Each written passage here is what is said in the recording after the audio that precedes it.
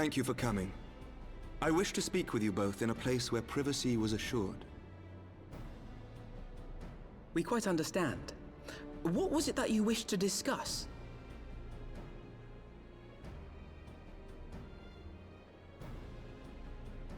With my father's passing, the seat of the Archbishop lies vacant.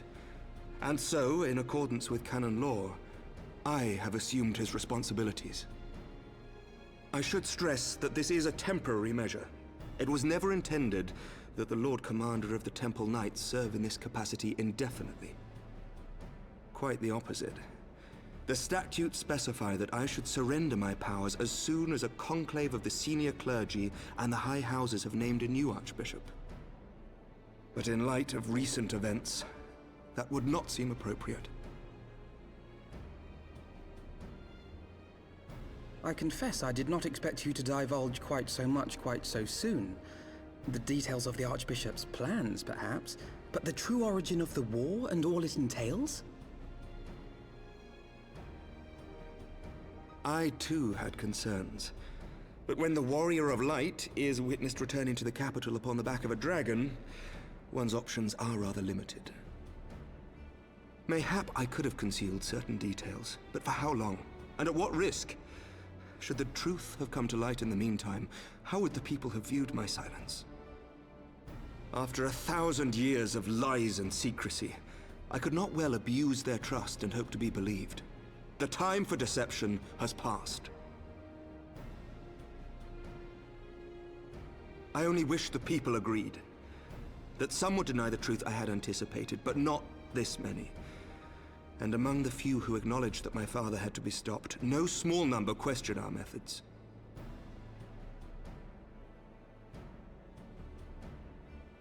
If they suspect a coup, it will not be long before some turn to violence. It has already begun, and that on both sides. Men and women of the cloth are being harassed in the streets. Some have even been assaulted in the Broom. Hilda and her people have formed a watch to help us maintain order, but such measures will not prevent the unrest from spreading. For all our talk of peace, the people remain frightened and confused. For their sake, we must bring the Dragonsong War to a definitive end.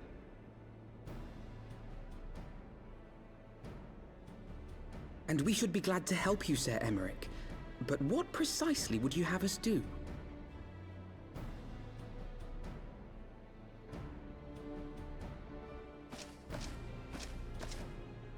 We wish to treat with the dragons of Annex Shrine. To that end, I would trouble you for an escort and an introduction.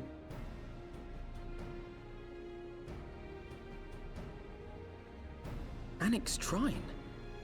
You would speak with Vidofnir, then? We must needs open a dialogue between our peoples. Acting as my representative, Lucia will extend an invitation to their leader, that she might visit us here in Ishgard.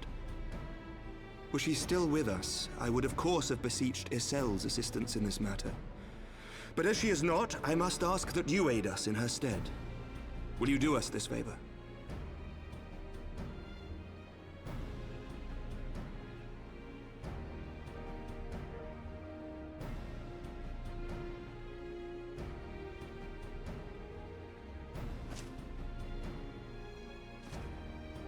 Thank you, my friends. Lucia, I leave the rest to you.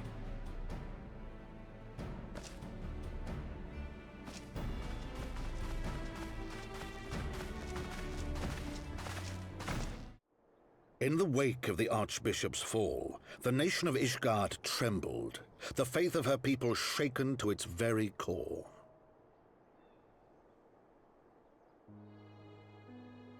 For 1,000 years had they fought and died, certain of the justice of their cause, only to be told that their holy war was born of the sins of their forefathers.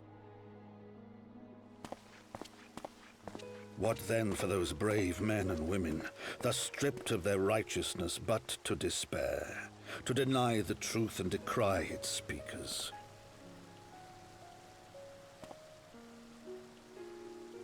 And what then for those whom they defamed but to hope on, to have faith in a brighter tomorrow.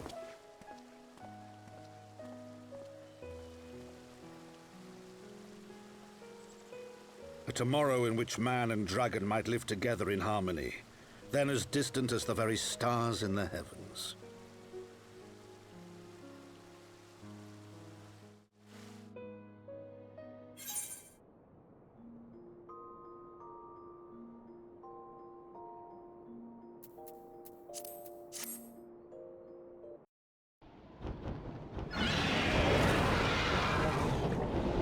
Yet while we dared to hope, deep within his lair the enemy lay, gathering his strength. Nidhogg, now possessed of his 2 eyes and the body of the Azure Dragoon, prizes to which he had laid claim at the very hour of the hero's triumph.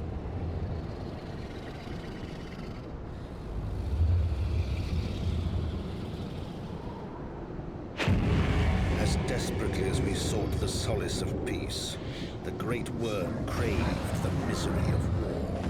Nor was he alone in his misbegotten desire.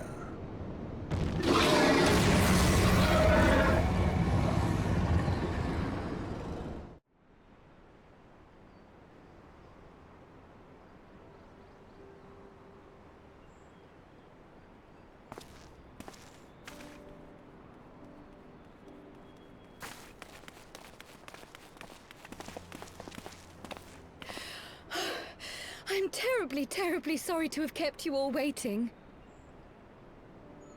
You need not apologize. We arrived but a moment ago ourselves.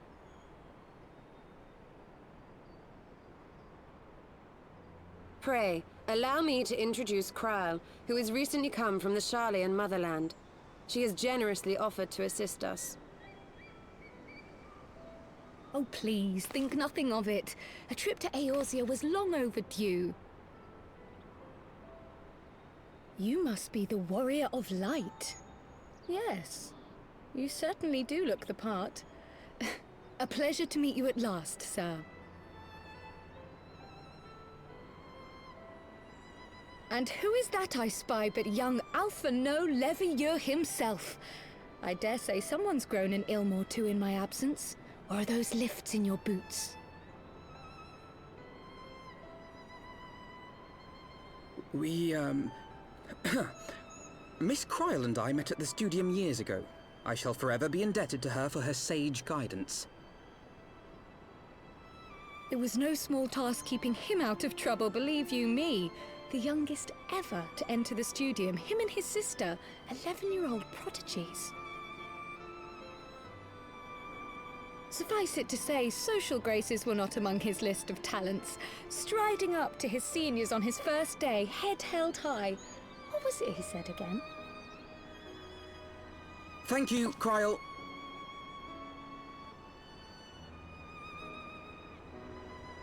For what? I haven't finished yet. Would you care to attempt a more dexterous deflection? Mayhap we should save this delightful conversation for a more fitting occasion, when pressing matters do not demand our undivided attention. A bit much, but better. I can tell you have been putting your skills to use here in Eorzea. Henceforth, I trust you will dazzle me with your eloquence at the first time of asking.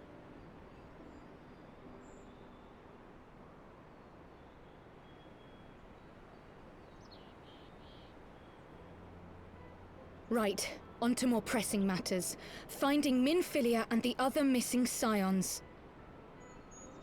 I gather you have new information to share with us. A new approach, actually. Tataru recounted the tale of your escape, and it gave me an idea. Simply put, assuming Thancred left some manner of trail when you whisked him away, as is almost always the case with teleportation magics, I am confident I can find and follow it. Then what are you waiting for? The wherewithal to do it. The fact is, my abilities aren't quite up to the task. Not in themselves, anyway. If I had Master Matoya's crystal eye, on the other hand... Then let us all call on her forthwith. I think it best that you explain your plan to her in person.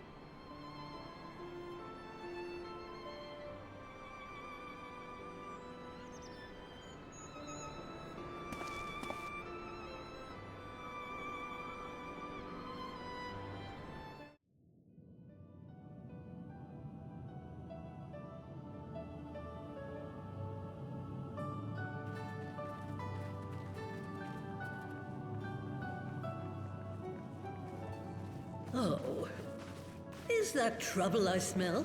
Or did you forget to wipe your boots on the way in? Forgive us, Master Matoya. We will be sure to wipe them on the way out. And may I say how glad I am that age has not yet deprived you of your senses. Ever so quick-witted, aren't we? To the detriment of your manners. Well, out with it then. What do you want?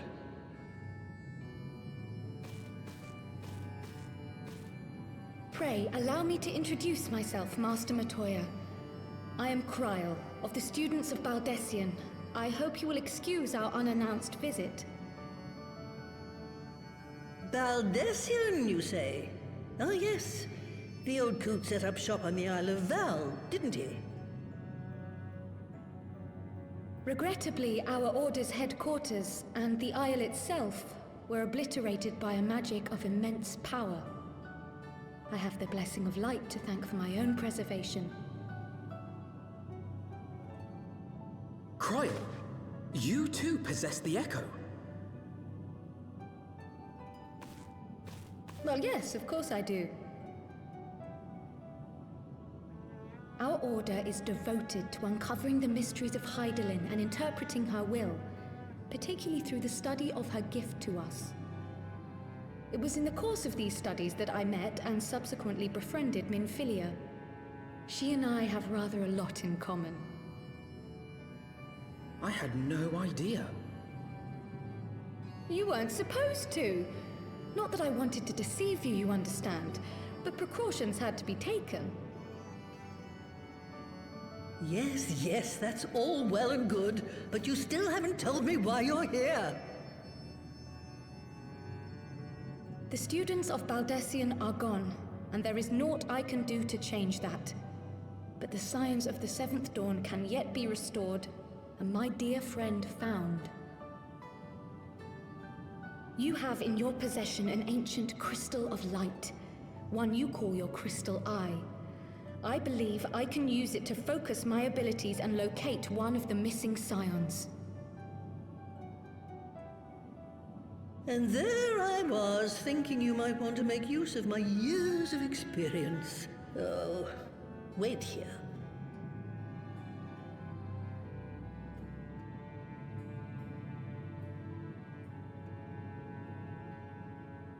Long did I ponder the nature of this crystal and its familiar radiance, but never did I suspect it was a crystal of light. On the cusp of an umbral calamity, souls blessed with the power of the Echo invariably appear. To aid these, her chosen warriors, Hydaelyn bequeaths to each a slither of her strength in the form of a crystal of light. But as her strength wanes, so too does the potency of her gifts. This crystal, born of an earlier era, is infused with a power far greater than those of this age. You could travel the length and breadth of the land and not find a crystal even a fraction as pure. Its value is beyond measure, as are the risks inherent in its use. No two manifestations of the Echo are alike. I, for example, can converse with beings of every shape and size, excepting beasts, contrary to what others would have you believe. Language has nothing to do with it, of course. Rather, I am sensitive to the whispers of the soul. Their intent, their very essence even, the traces of which serve to guide the elementals to Y'shtola. Far-fetched though it may sound, I believe that with your crystal eye, I may be able to pick up where they left off and follow the remaining trail to Thancred. That is, if I have your permission.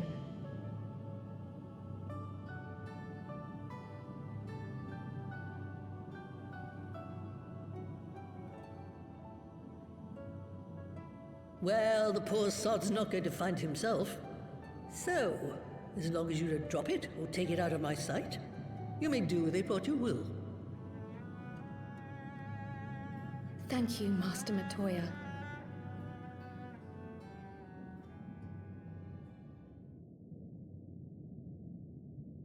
Then let us begin.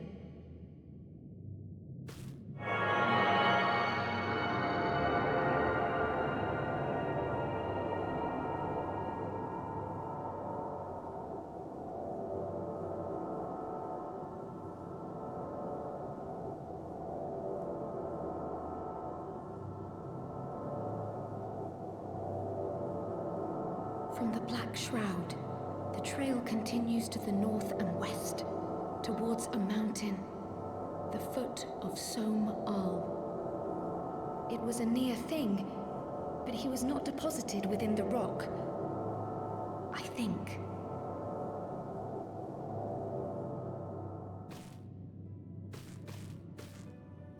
The hunters of Tailfeather know those lands well. I say we begin our search there.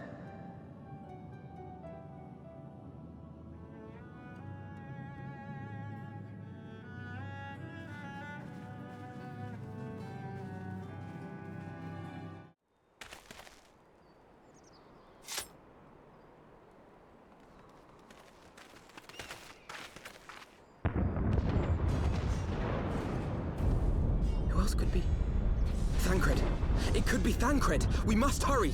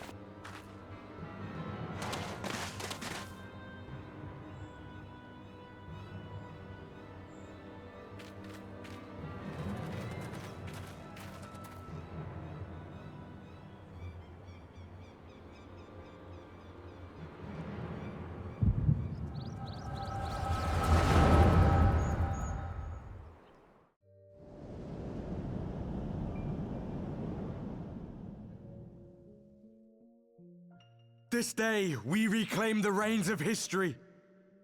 This day, we rid ourselves of the Ascians forever! Fools playing at heroes, all of you. Is this how you believe you can save your world? We can and we will, Ascian. You shall see. Or perhaps you will not!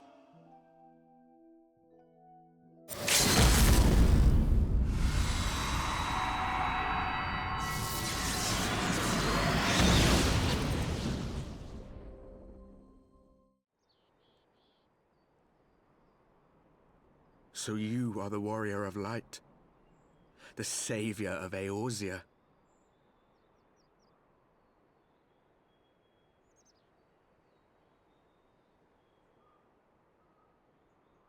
It's a wonder you didn't come sooner, what with the primal and all. Lost a step, have we? Have care. The ether moves strangely around him. It would seem we share a common enemy. Mayhap you would tell us who you are.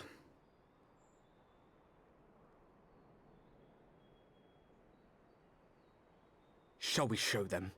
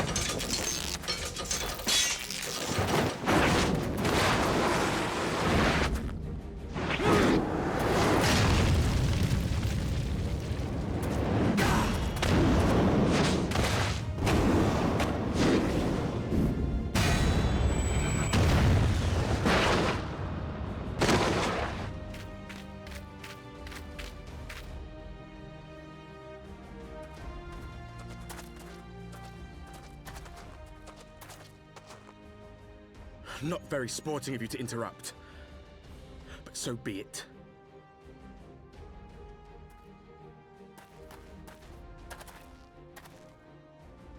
Mark well our faces, warrior of light.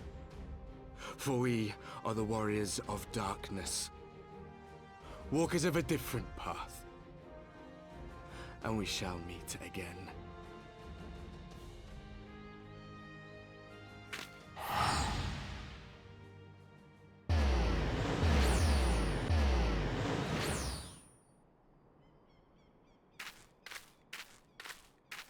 Warriors of Darkness? Really?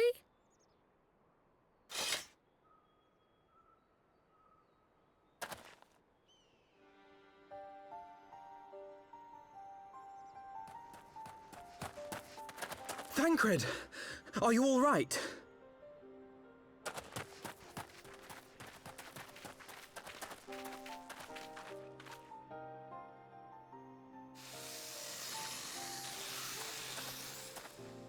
Pleasantries can wait. I'd rather not be here when the Nath arrive. Agreed?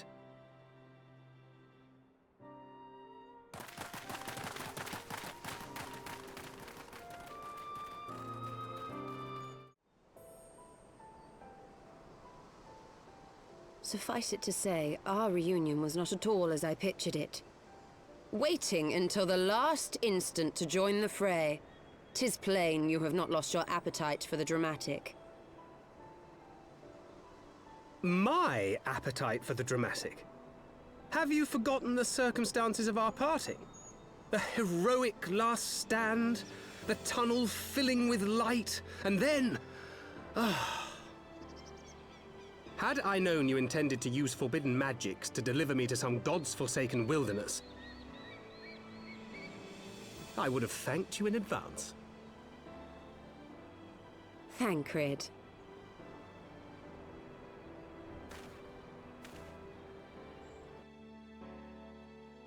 If nothing else, you might have warned me that I would emerge from the life stream in the Altogether. Eventually, I managed to fashion knives from some obsidian I found, and set about hunting for meat and hides. Given that I'm not all that skilled in leatherworking, it's probably for the best that I met the Vath before I was reunited with you.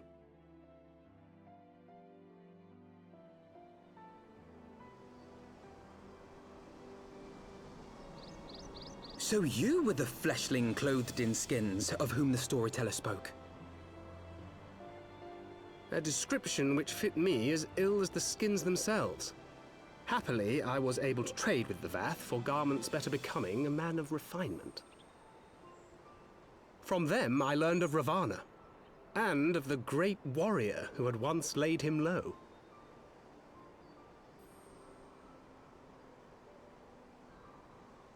And thence did you conclude that were you to track the Primal's movements, it would surely bring you into contact with the Scions once more. It seemed a reasonable assumption. I could think of no one else with your enthusiasm for slaying beastmen gods. Until now, that is. Ah, yes. The self-proclaimed Warriors of Darkness. 'Tis only fitting that they stand in opposition to the Warrior of Light, I suppose. I glimpsed the leaders past, if only for a moment. They were confronting a man in black. An Ascian, I think.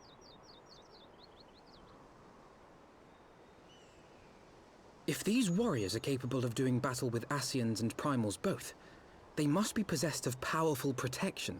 Protection not unlike the Echo.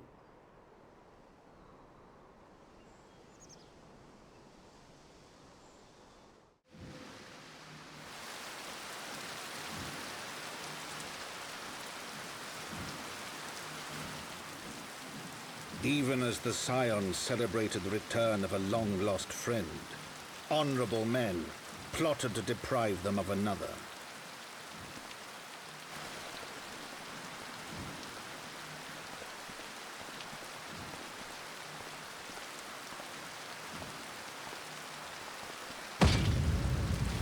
Honorable men, to whom Sir Emmerich was no hero, but a scheming patricide.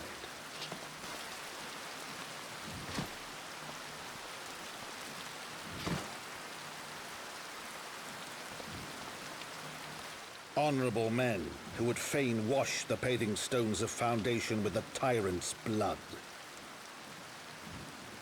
Honorable men whose knife in the dark was the spark which set the city aflame, and who sang as it burned.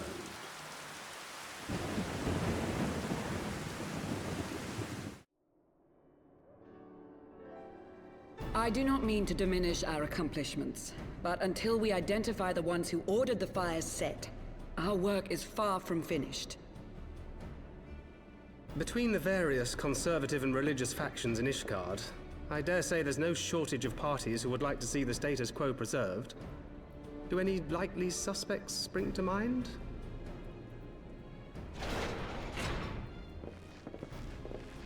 Far too many to count. Lord Commander, your wounds. Are healing well. Thank you.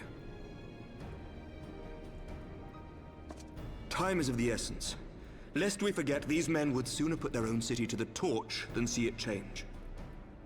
When our enemies learn that we have apprehended their arsonist, there is no telling how they will react.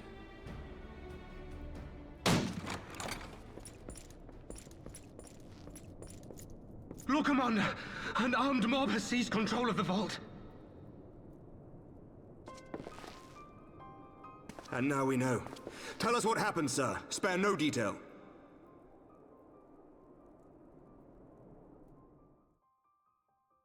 We were directing refugees into the Basilica, as you ordered, when all of a sudden, men brandishing weapons were all around us. It happened so fast, my lord. We had no time to respond. They've taken the refugees hostage and barricaded themselves inside the vault. And they sent you to deliver their demands.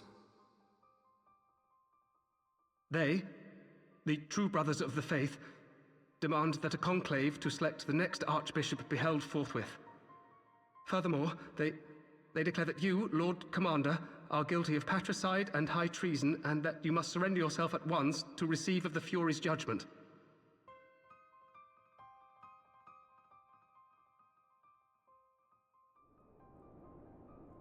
Ridiculous! I mean, do they honestly think that executing Sir Emmerich would change anything? That the truth will somehow die with him? These fundamentalists rage against the passing of the old ways, unable to accept there can be no going back.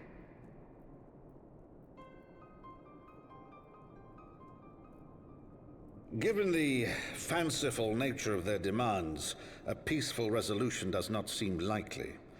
If the hostages are to be rescued, it will be by force, I fear. Agreed. Lucia, take a contingent of knights and establish a perimeter outside the entrance. At once, Lord Commander. Hilda, I need your people out in force throughout the Broom. When word spreads of the situation, the friends and family of the hostages may try to take matters into their own hands. I will not give these militants more targets.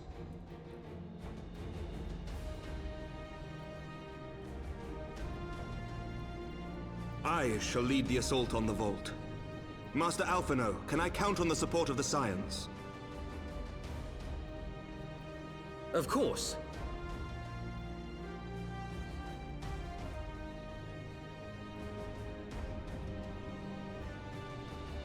We are in your debt. I shall join you as well, Lord Commander.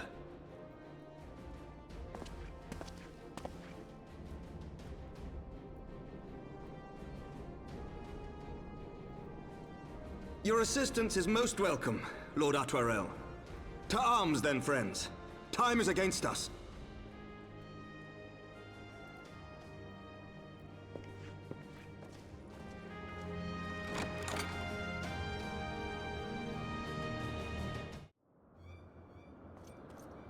Where is he? Where is he?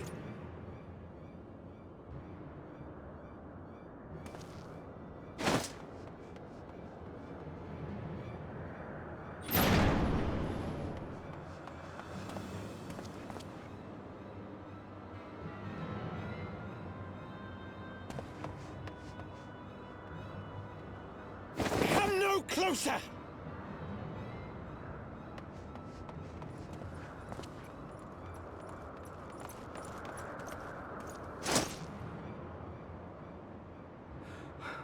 You have nowhere to run. Release the girl and surrender. Surrender to whom? The blasphemer who throws wide the gates to our enemy? Who breaks bread with him and calls him brother? Ungodly swine! I would sooner die than surrender to you. Is it godly to spill the blood of an innocent child? To burn the homes of your brothers? Tell me, priest, is that godly? Do not speak to me of godliness, heathen! Your father's blood is on your hands, as is hers!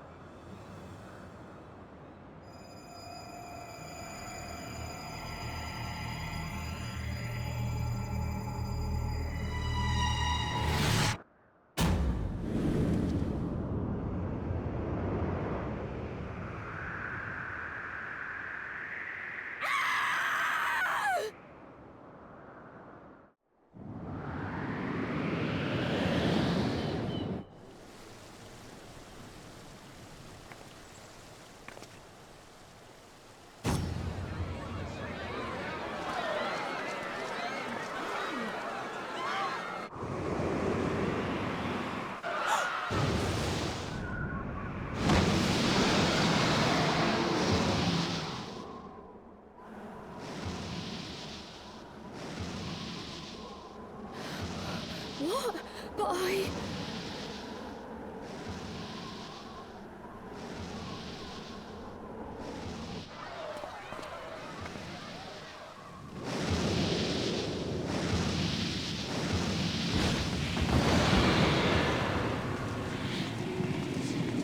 Vidofne!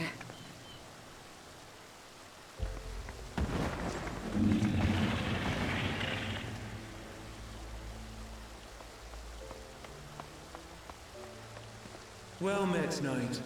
Mayhap I chose an inopportune moment? Not at all. Pray forgive us this most unworthy reception. We are honored to have you with us, and right glad of your aid. Fortune delivered the child unto me. I had but to receive her.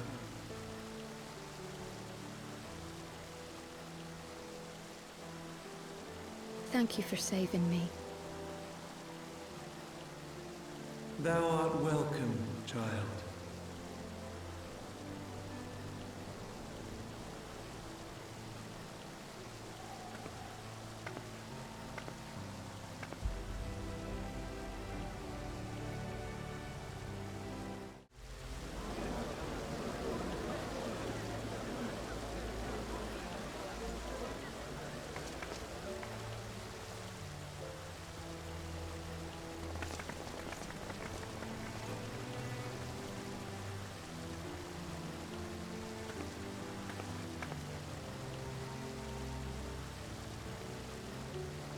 Never did I think to be indebted to so unexpected a savior. But full glad am I to be so.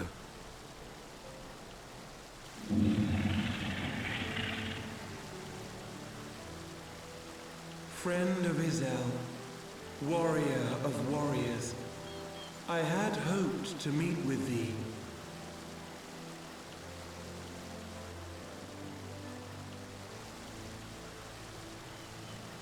I bear a message from my sire. From Bracefelder?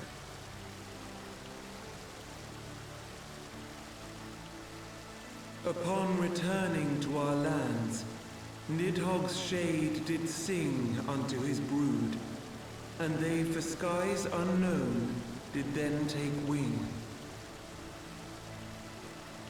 This thou must know, for your fates are inextricably bound. What of Estinian? Is he truly lost to us? Such matters are beyond my ken. I but bear my father's words. Take from them what thou wilt. Fare you well, mortals.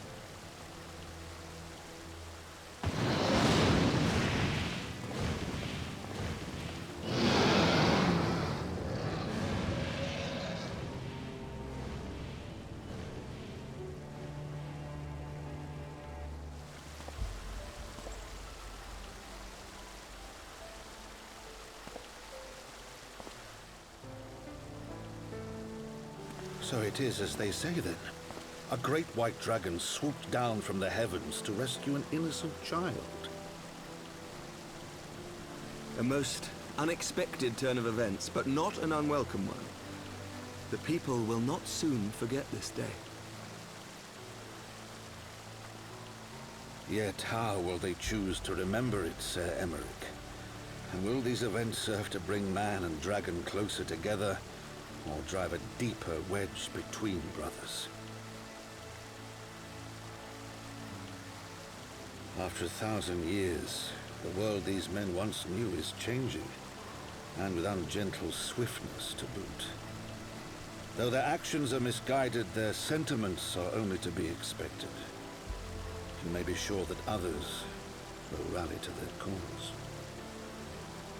I share your desire for lasting peace with the Javanians, I do. But I would not see it built on the bones of our countrymen, nor on our own.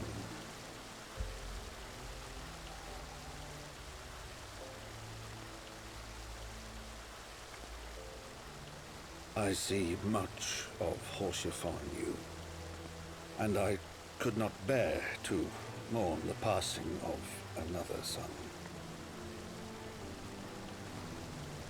Lord Edmund.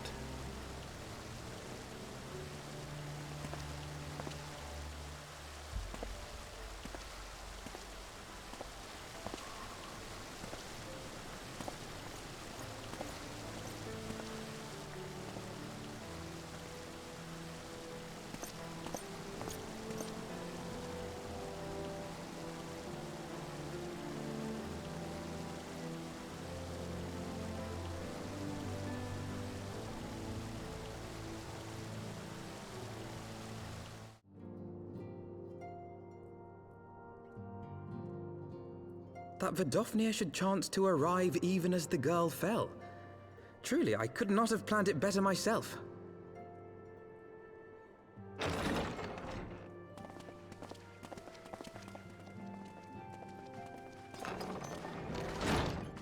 Ah, good. We were afraid you might have left.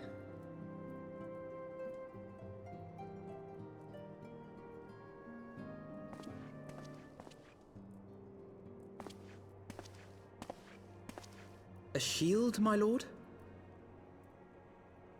Fit for a true knight. An expression of our gratitude to you and yours, long overdue.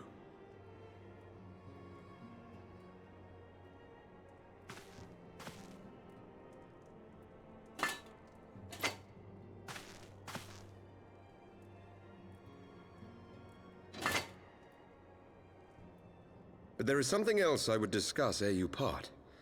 Something which cannot leave this room. My father will soon step down as head of our house. Sir Emmerich was not the only one to fall under suspicion following the death of the Archbishop. There are some who believe my father complicit in a coup d'etat. Thus he intends to renounce his title to absolve our house of suspicion and secure the support of our peers. Surely there must be another way to convince Houses Durandare and Zamail. So I said to him. Alas, he will not budge.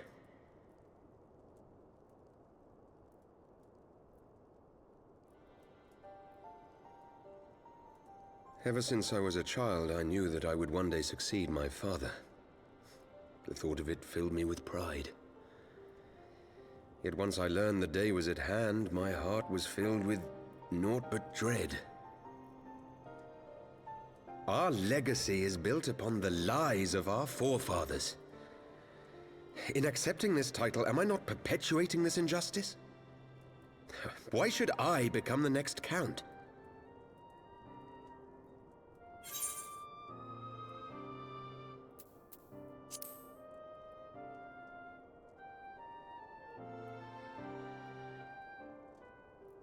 You sound just like him.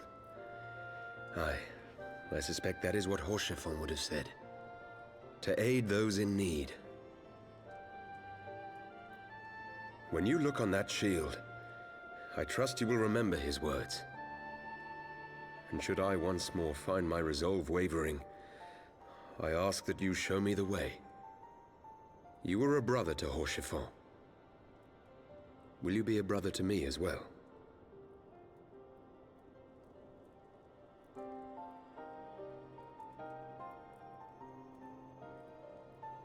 Come, Manelaine.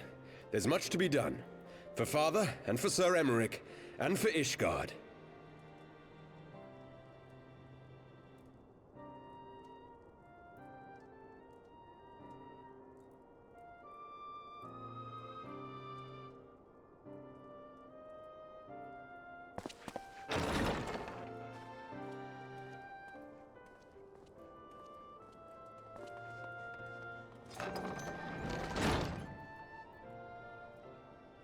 To think we share the same blood. Pray excuse us.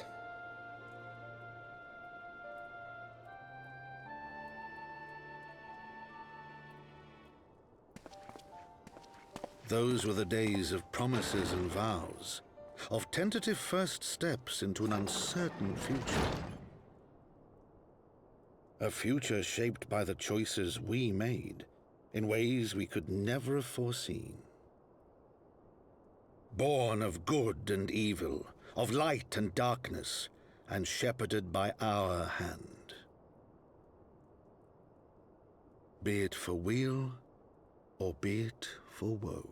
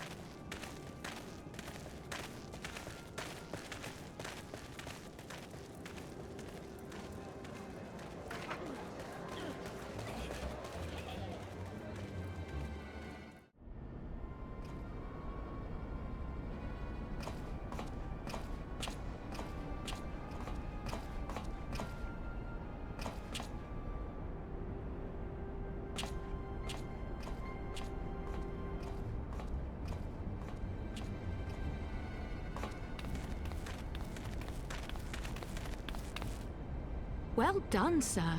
And with that, I believe we are ready to proceed.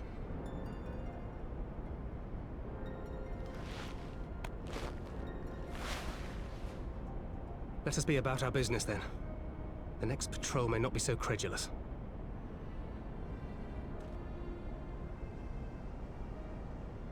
Why must you be so disappointingly brusque? You're not at all as Minfilia described, you know. I don't think you've favored me with so much as a single compliment since we set out. Tell me, did your time in the wilderness sap you of all your charm? Or are you holding it in reserve for your beloved? This is neither the time nor the place. Well, call me old-fashioned, but when I'm risking life and limb infiltrating an Imperial castrum, I like to be sure of my comrades' motivations.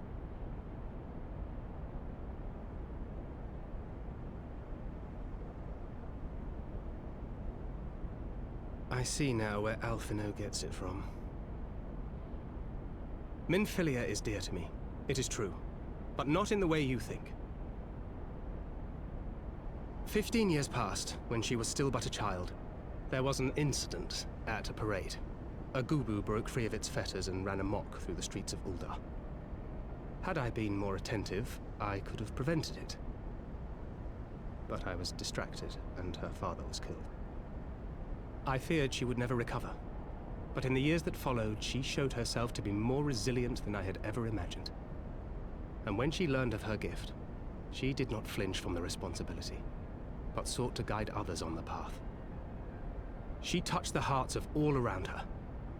Mine, Louisoix, every science. In those dark days following the calamity, she was our guiding light, our hope for a brighter future. She had so many dreams, and I would give anything to make them come true. My apologies. I can see she means the world to you.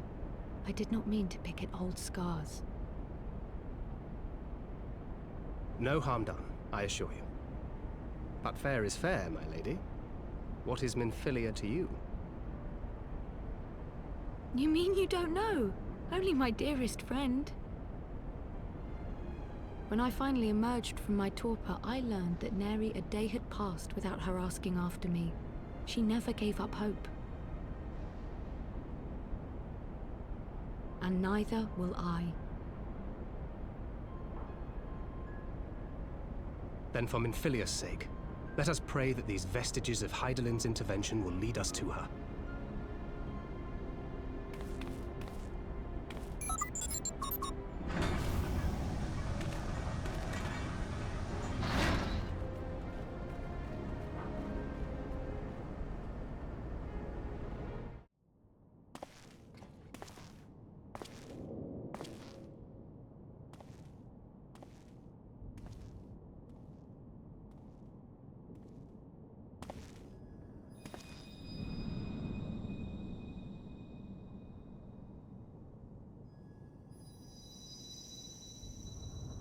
Hear, feel, think.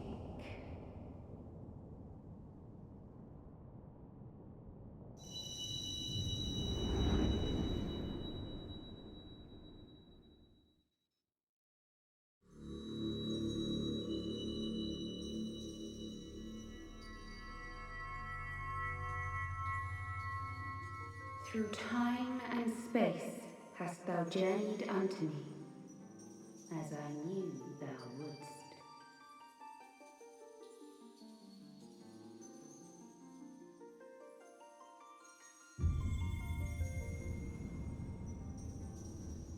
We are the word of the Mother. We, who were once called Minfilia.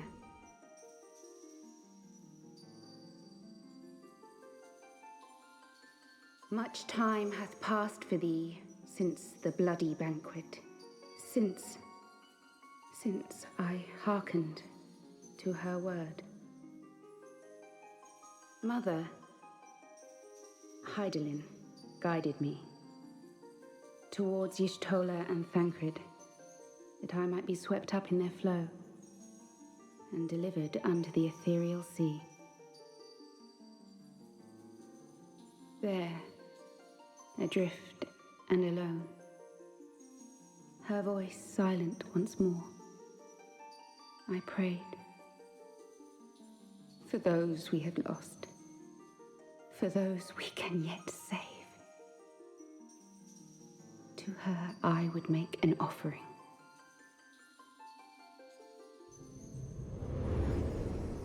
We speak now with one voice, one will. One word. Unto thee we bequeath the most precious of gifts, the truth which lieth at the heart of this world. Thus do we beseech thee once more. Hear, feel, think.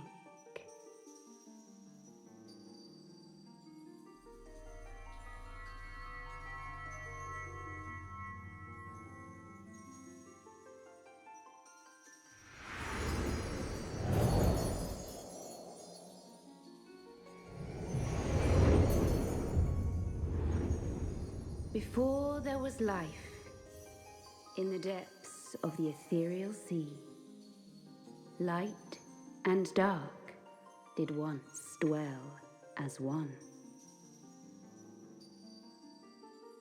But the darkness coveted power, and the balance was broken. Thus was I forced to banish him unto the distant heavens, to forever remain apart, a moon bound. In sundering the star did we cry out, and the barriers twixt planes chanced to falter. Across 10 and 3 were we then divided, reflections of the source, each possessed of a shard.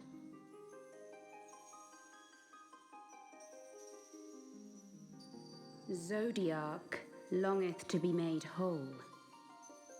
For his restoration, for his resurrection, his servants labor without cease.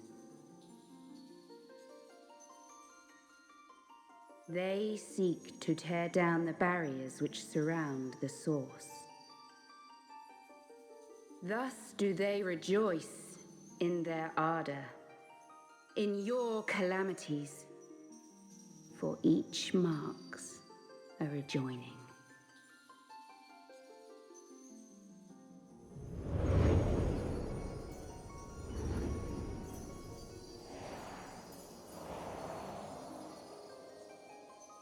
Seven times have they succeeded.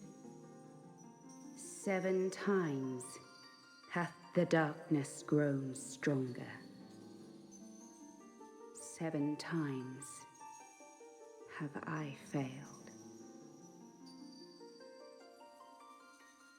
The Ascians cannot be suffered to continue. This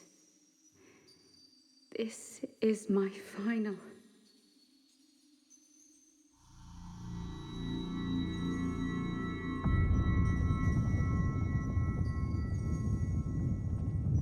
The crystal's power is all but spent. With what remains, I will return you to the shore of the ethereal sea.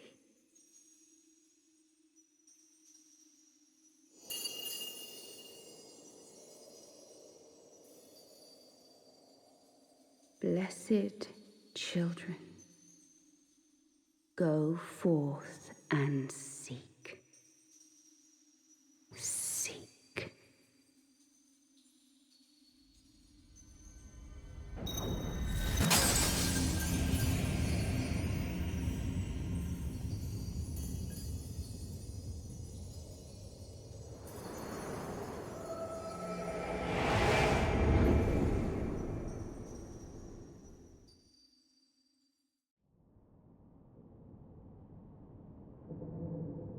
You've had another vision, haven't you?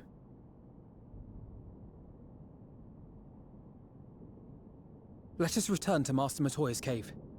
Everyone will wish to hear what you saw.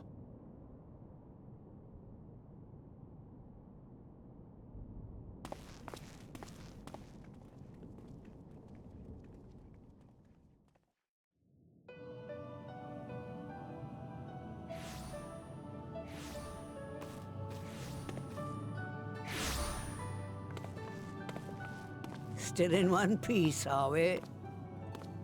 Well, did you learn anything?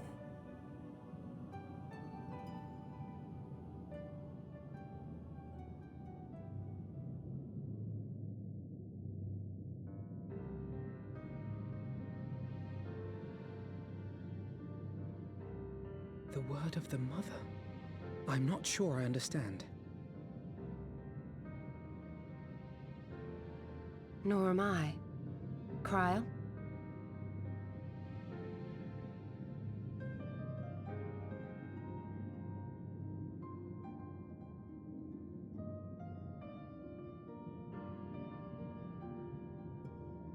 As unbelievable as it sounds, I see no reason to doubt her.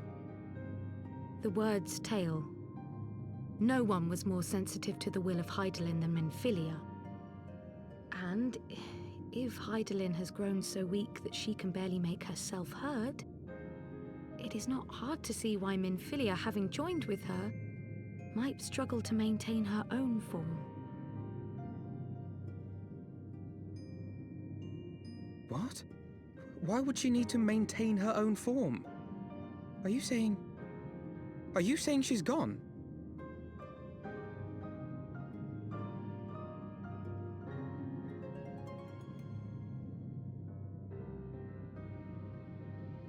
But that cannot be!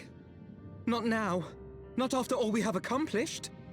We were meant to usher in the dawn's light together. She threw herself on the fire to fuel your dawn's light, boy. You'll just have to usher it in on your own. Must you be so ungentle?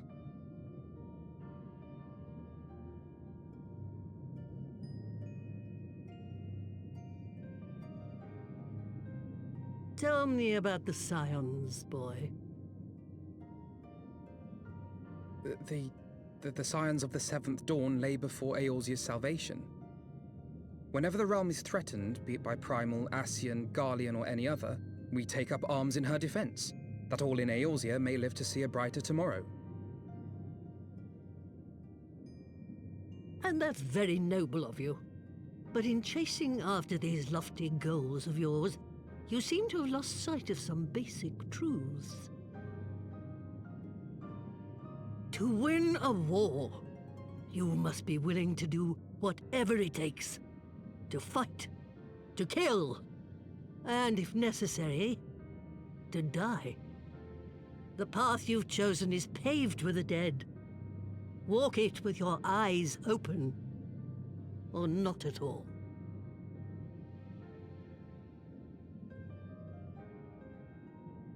I know the truth of which you speak, and have from the first.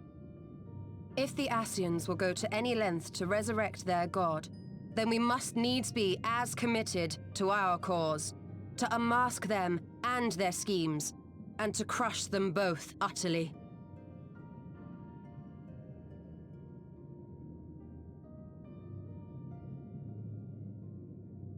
Come, there is much to be done. Yes, of course.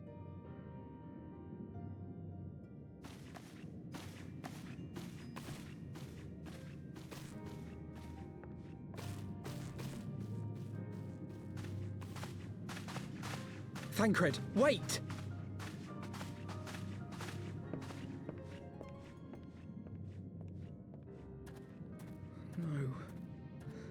No, this is all wrong.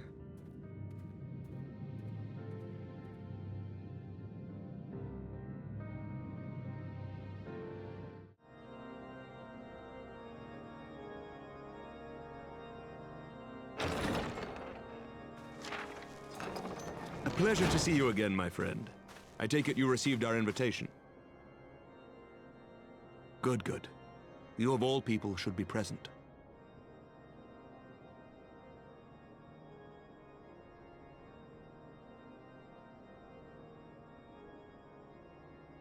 When the true brothers of the faith seized control of the vault, I feared the worst.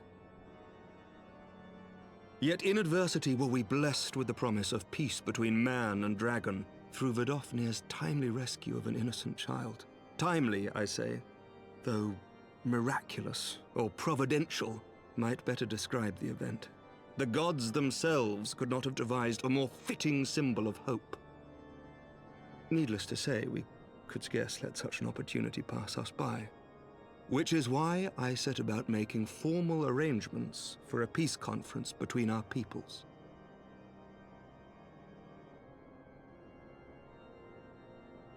You and yours have done more to bring us together than any, and it is only right that you attend.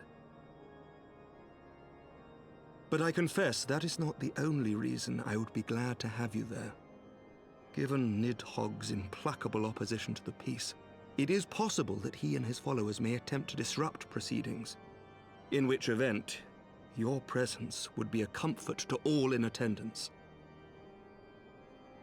Pray understand, I have no wish to invite the Worm's ire. But if our fractured nation is to heal, if we are to move forward as a people united, then we must do whatever is necessary to bring about lasting change.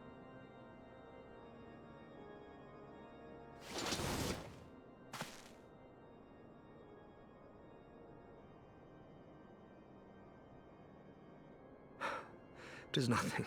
'Tis nothing. Lucia cautioned me against giving vent to my passions, lest my wounds reopen. It has not been easy reaching out to our opponents in Ishgard, many of whom sympathized with the actions of the True Brothers. But in so doing, we have limited the influence of the Zealots. The people are ready, my friend. This conference must go ahead.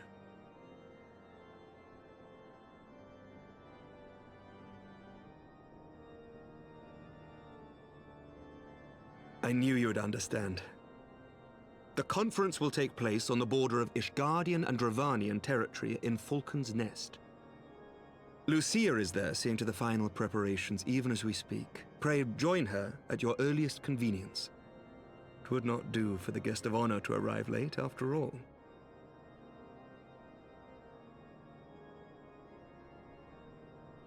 Oh, and one more thing. A drink! We should make time for one. Once the conference is concluded, I mean. By my reckoning, 'tis long overdue.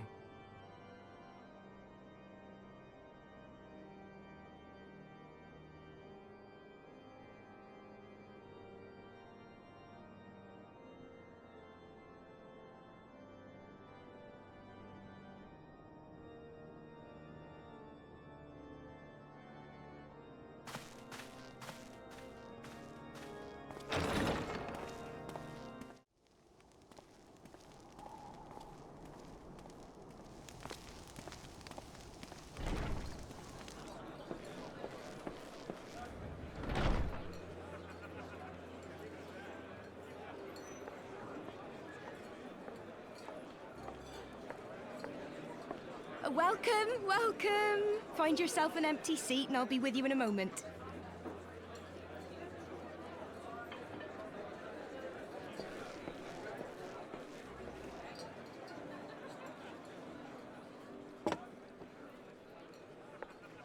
Cold out, isn't it?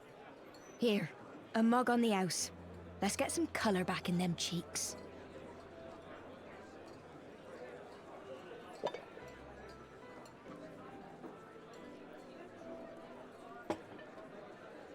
Afraid food will be a bit longer than usual. We've got a lot of hungry folk to feed, what with the conference and all. Oh, so many people with cause to celebrate. To think there could be peace in our time, after all them years of fighting. When I heard about the conference, I knew I had to come. I knew I had to be here, to do my bit. My husband, he died fighting the dragons, you see. And here we are, about to break bread with him.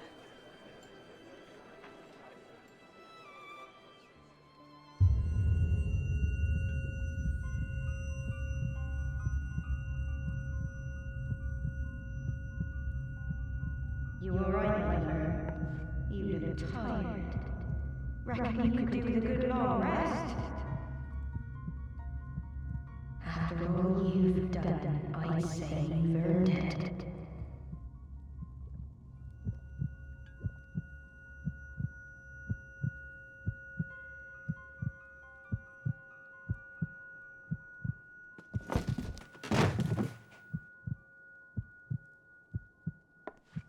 Sleep now. Sleep. Sleep and leave us to our affairs.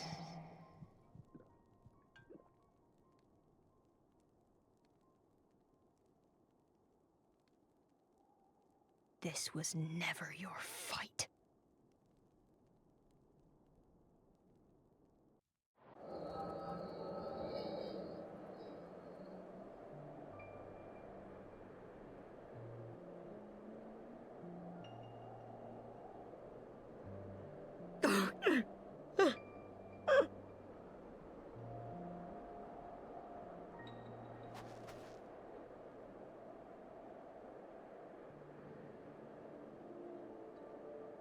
My son. They told me he walks in Hallone's halls. Him and the rest of his unit. They told me the same.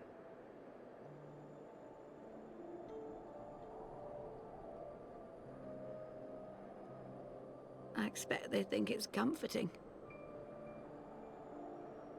Every time I come, I cry. I cannot bear to remember, but to forget would be 1,000 times worse. Yet that is what they would have us do. Accept this truth for the sake of peace. Bury the past and look to the future. But he was my future. My flesh and blood. My heart.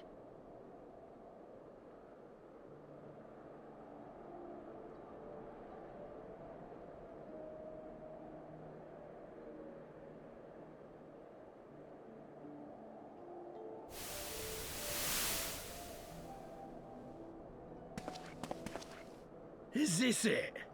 We're the only ones with the courage to oppose this madness? Cowards, a lot of them. They think only of the prize, of the peace Sir Emmerich promises them. They know in their hearts it's a lie, but they go along with it anyway, desperate fools. But not I. Not I! I see the worm that killed my brother in my dreams every night, and I will not rest until he lies broken at my feet. Him and every last one of his accursed kin. All this nonsense about Kings of Eld, as if I care what they did or didn't do, makes no difference to me and mine. Have the dragons sued for peace in 1,000 years? Are they bollocks?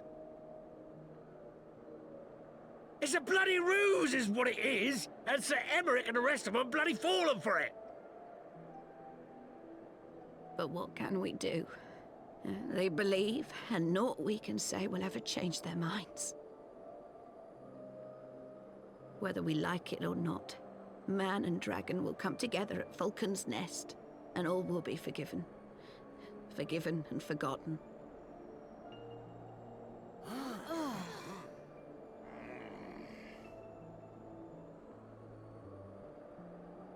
No. I will not let that happen. Oh? They will remember the true face of the enemy. I will show it to them. And we will rise up against them once more.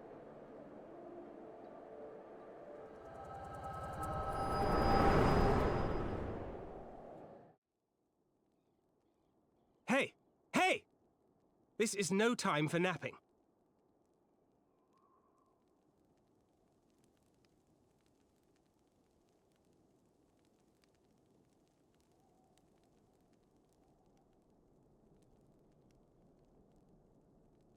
Do you have your wits about you?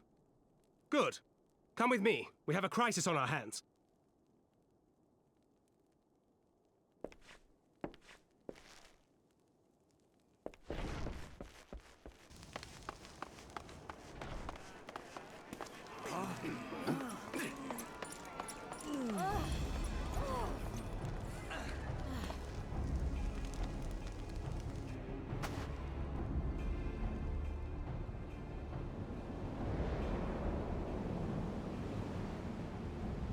Hear me, brothers and sisters. Do not be fooled by the honeyed words of the Dravarnians. The peace they promise is but a prelude to slaughter.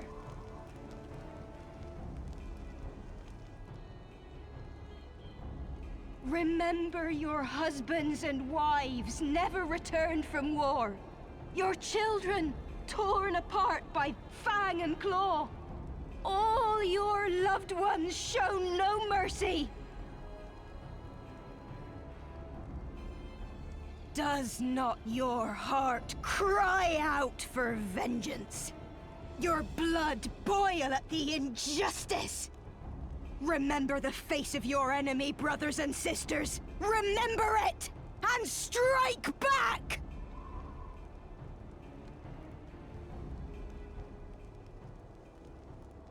You there! Don't just stand around gawping! Do something, man! Stop her! Yes, my lord.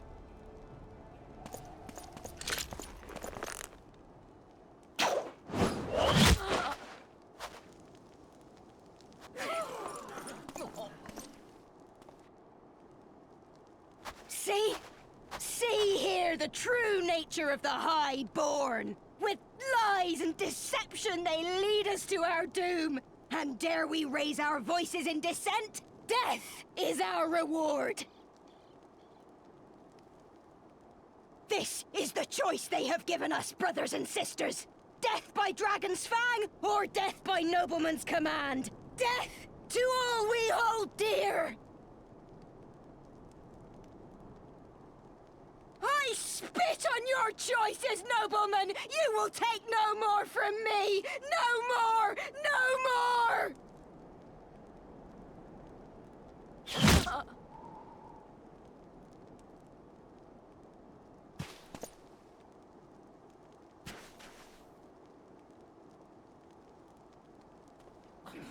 What have you done? I only did as you ordered, my lord.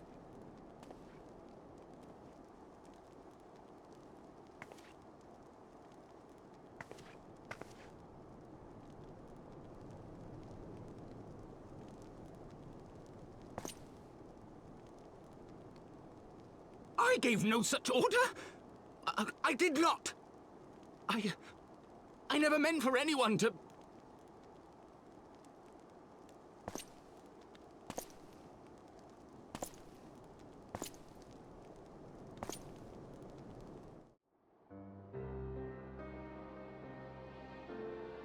Onawa!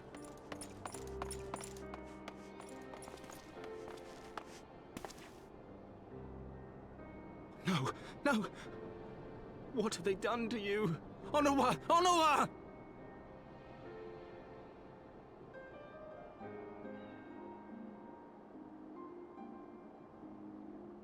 Is that you, my lord? You seem rather flustered. Because of you, you imbecile! What in the seven hells happened to you?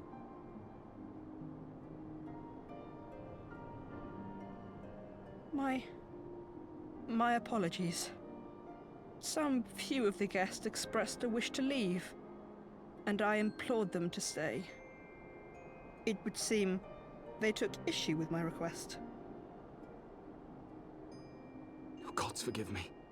If I had only been more careful with my words.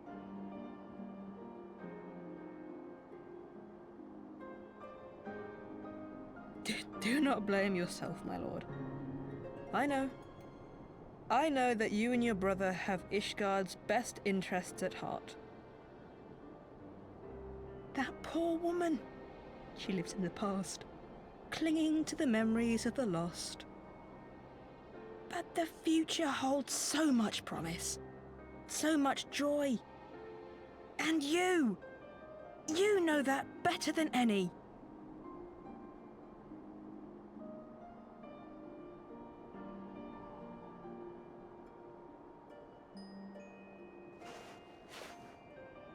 Onawa? Calm yourself. The boy will live. But it's imperative we get him inside and into the care of a Kairoujan without delay.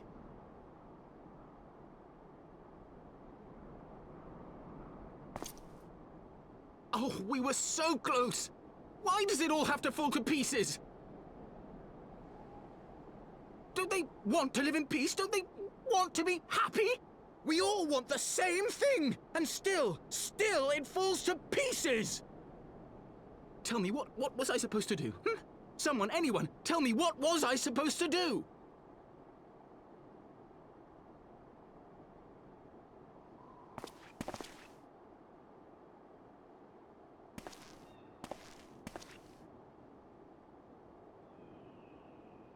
Stop looking to others. You make your choice and you live with the consequences.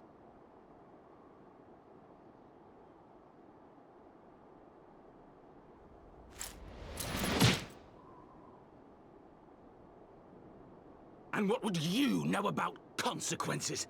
You who always know just what to say and just what to do. Your every deed is greeted with a round of applause.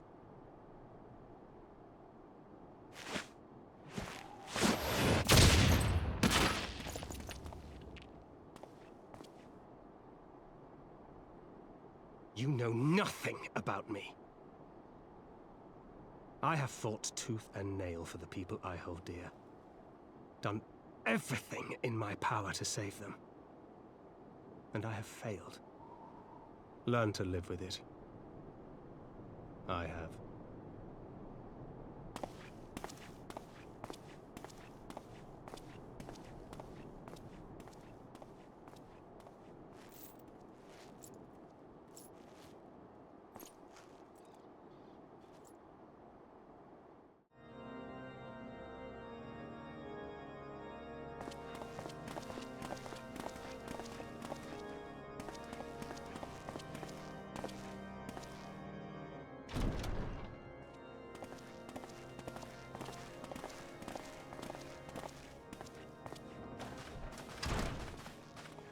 Lord Commander, if I may?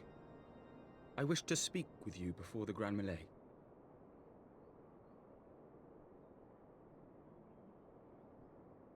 Proceed.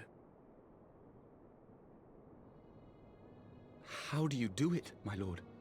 How do you lead with such certainty, when so many of our countrymen will not hear of peace with the Dravanians? Some of them hate you almost as much as the dragons themselves.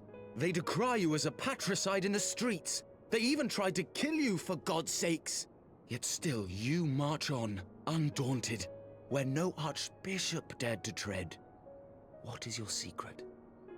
Where do you find the strength?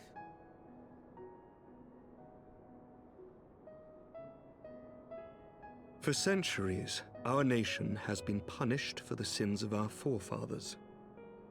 If our punishment is to end, I believe we must right the wrongs of antiquity and move forward as a nation united. Needless to say, my father did not share this opinion. He did not believe the people strong enough to bring about their own deliverance, trusting only in himself. Tyranny seemed to him the only solution. But I have faith in the people, Lord Amanalain. I have faith that they will weather this storm and overcome every trial we set before them. Many have fought and died to see this blight upon our nation's history cleansed, and I would not let their sacrifices be in vain. Though we invite reprisals, the risk is worth the reward.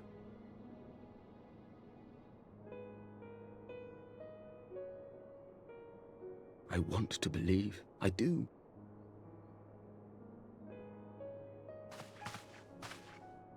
Lord Commander, through my careless orders, a pall has been cast over these proceedings, and I beg the opportunity to make amends. I, Amanalain de Forton, do hereby request leave to take part in the Grand Melee.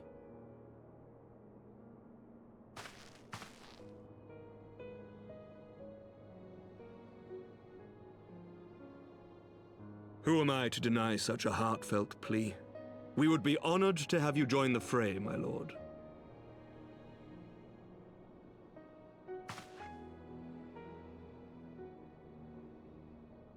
You will take charge of the Ishgardian forces? For all my other responsibilities, I am still Lord Commander of the Temple Knights, and I would not soon yield this duty to another. The esteemed Sir Emeric leading the Temple Knights and the Watch into battle along with my youngest. I could wish for no more. Then you wish for too little, my lord. There is another who might yet join the fray. An indispensable ally to whom we owe much and more.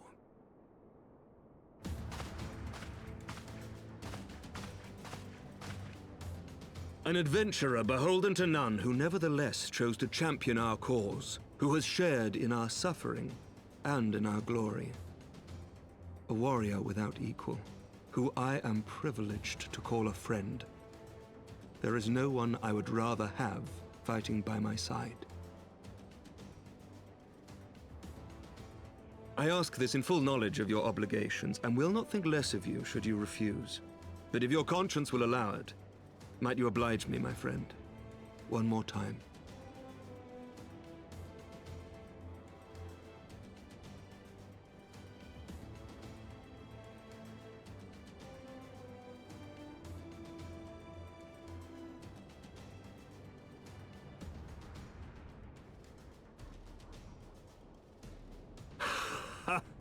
Together we shall give the people a spectacle for the ages, a celebration to mark the dawning of a new era.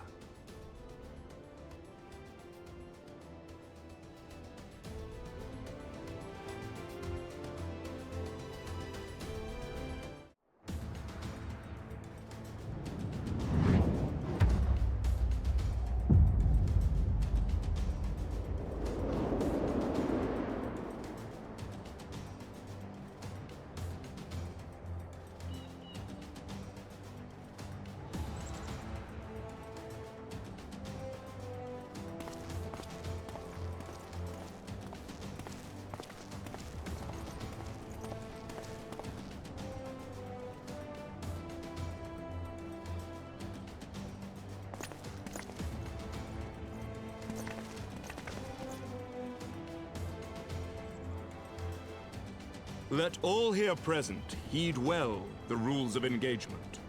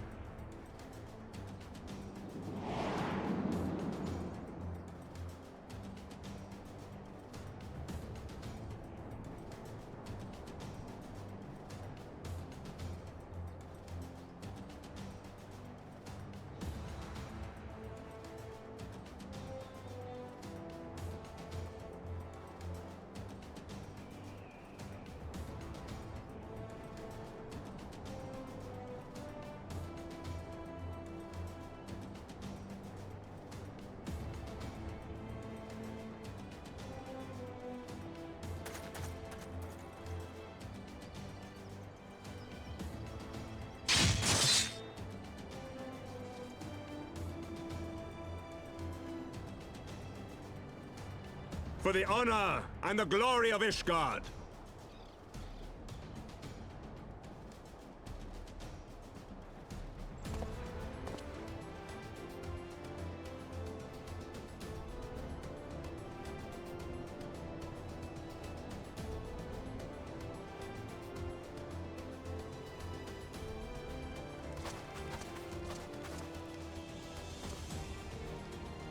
All is ready then. Very well. Brave men and women of the Eorzean Alliance, let the grand melee begin!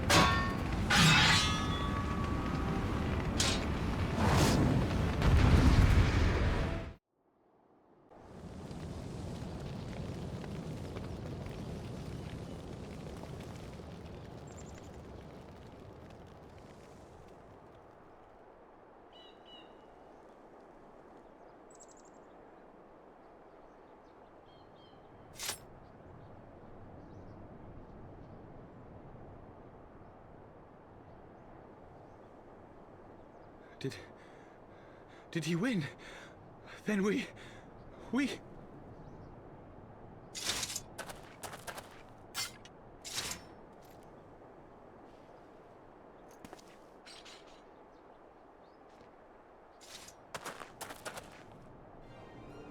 Victory is ours! Ishgard! Ishgard!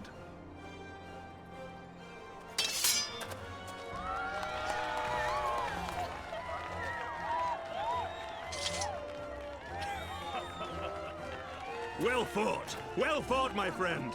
You truly are the warrior of warriors. Thank the Fury you were on our side.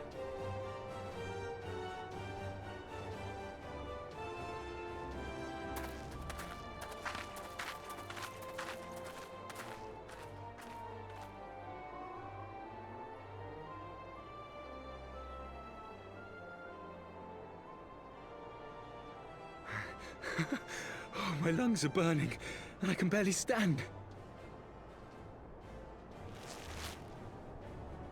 I didn't think I could do it, but then I did. We did.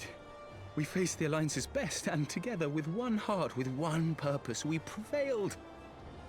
After 1,000 years of hardship, of strife and bloodshed, we are strong enough to rise to any challenge, be it on the battlefield or beyond.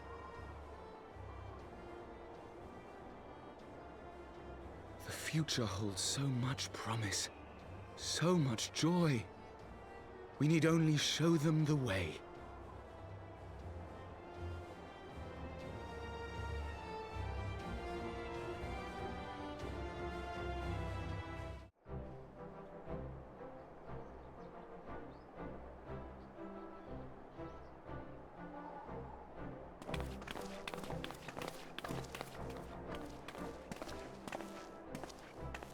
A truly magnificent display, Sir Knight. While doubtless less than pleased, I am quite sure the Grand Companies are honored to have been bested by such valiant warriors.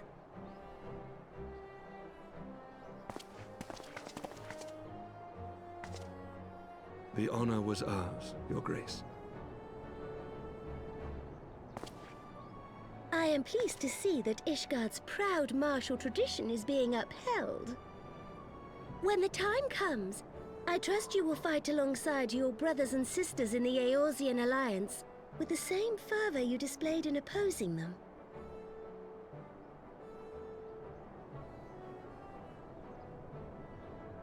I note that our friend elected to take the field in Ishgardian colors.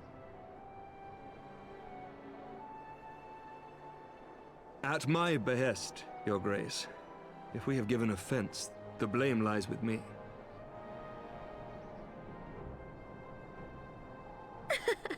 Fear not, Sir Knight.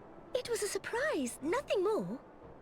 And any hint of ill feeling was thoroughly dispelled by the spectacle of our mutual friend's duel with General Raubarn.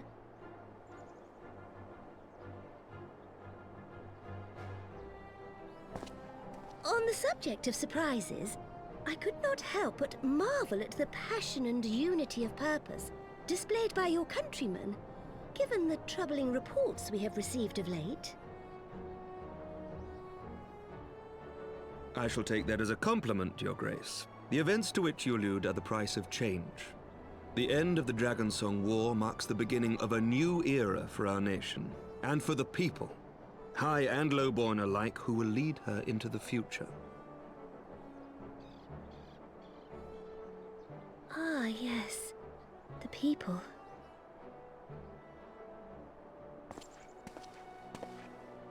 Change is indeed a perilous thing, for we who seek it, and they who fear it. I shall pray for Ishgard, and for you.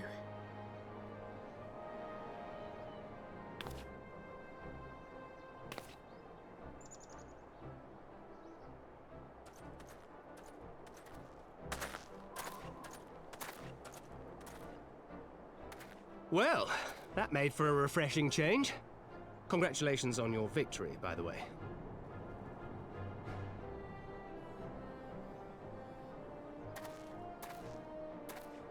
Ishgardians certainly seem happy with themselves. I, for my part, am merely glad you did not strain anything in the process of single-handedly winning the battle for them.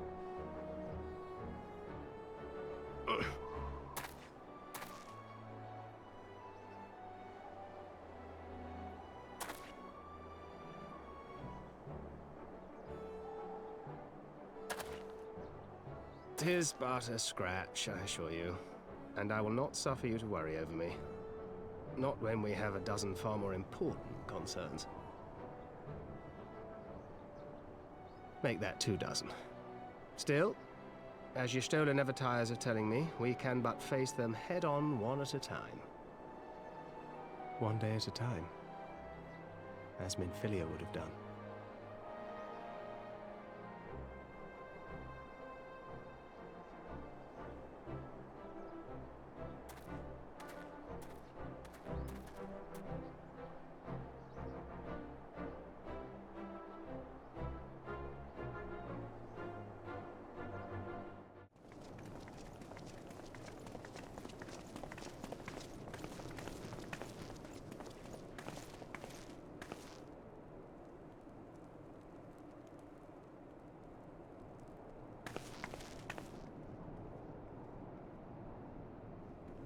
My lord!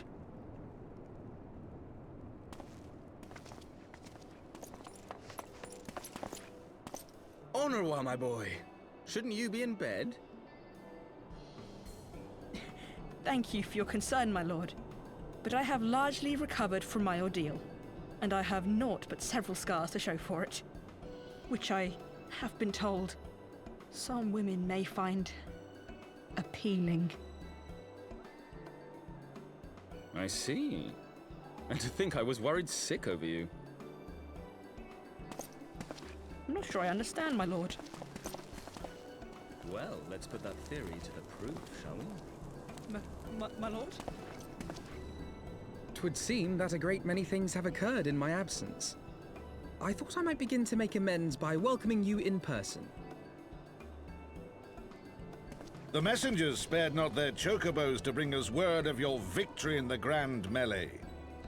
I cannot well describe our elation when we heard the news. It called to mind the day we rejoined the Eorzean alliance, when I glimpsed hope rekindled in the eyes of the people. The Fury herself ushers us into a new era. Sir Emmerich, the time is now. Aye, that it is. Reconvene the conference and summon Vidofnir to Falcon's Nest. We will make peace with Hraesvelga's brood and hasten this bloody war to its end. Yes, Lord Commander. I will send word to Artoirel and bid him resume preparations. Emanuele, you will place yourself at your brother's disposal. He will be glad of your assistance.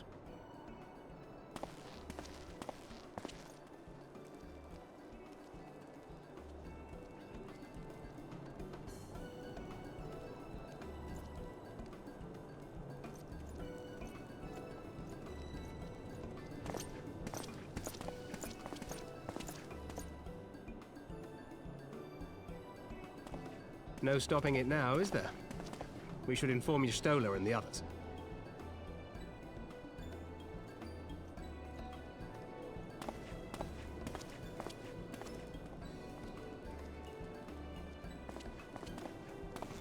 My dear friend, I doubt I will ever be able to thank you enough.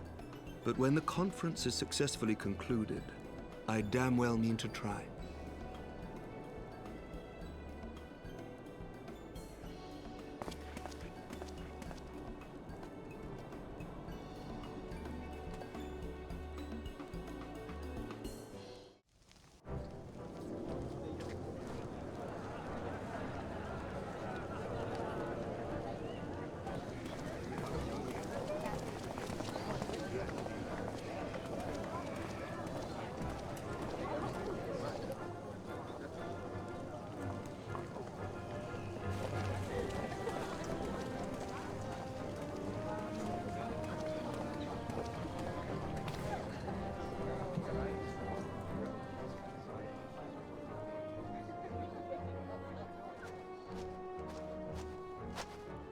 The appointed hour approaches. Aye.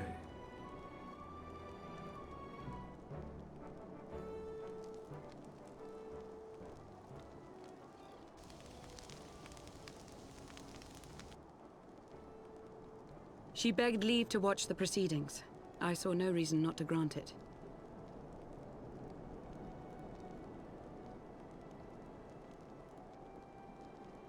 Should I choose to deviate from my prepared remarks, I ask that you trust in my judgment. Have I ever done otherwise?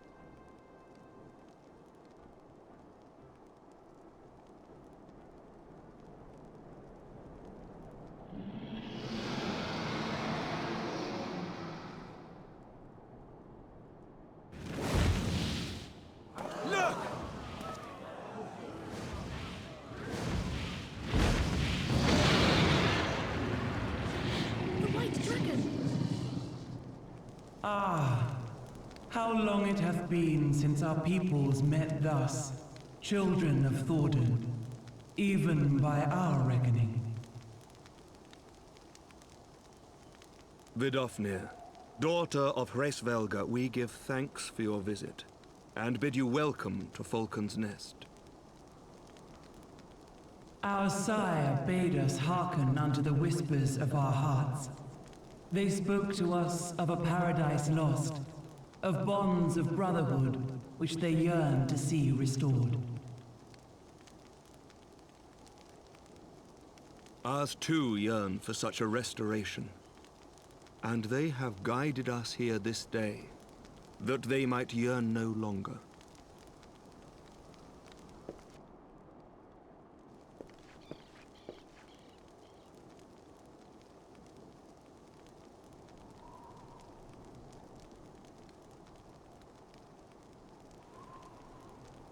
Brothers and sisters, ye who stand as witness, hearken to me.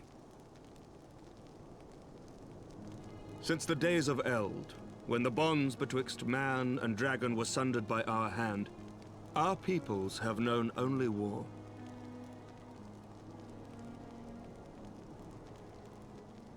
Bloodshed without end, losses beyond counting, and still we fought.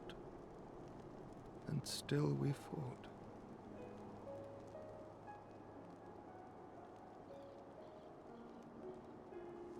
Some wounds do not heal. The dead cannot be returned to us. But we, the living, can yet choose another course. Here and now, we can lay down this burden, this hatred, this vengeance. Our forebears fought not so that we could die, but that we might live. So let us honor their sacrifice and spare our children this death sentence. Let us gift them a new legacy. Life.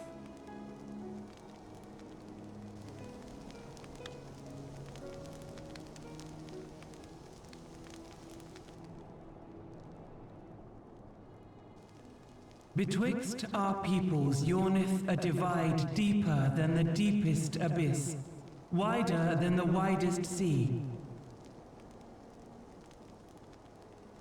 Generations will live and die ere this divide is bridged.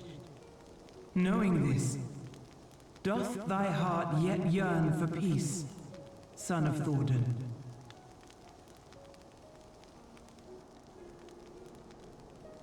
Look now on the legacy we would leave to our children.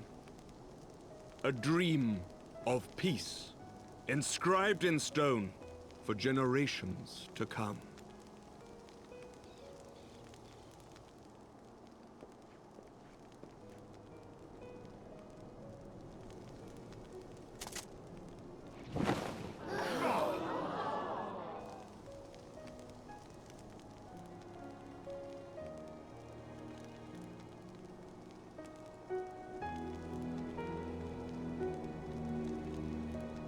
Father and his beloved, as they were so long ago, happy and at peace.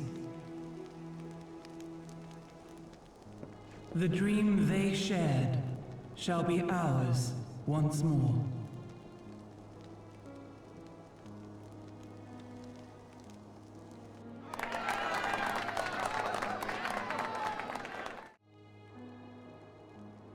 Never!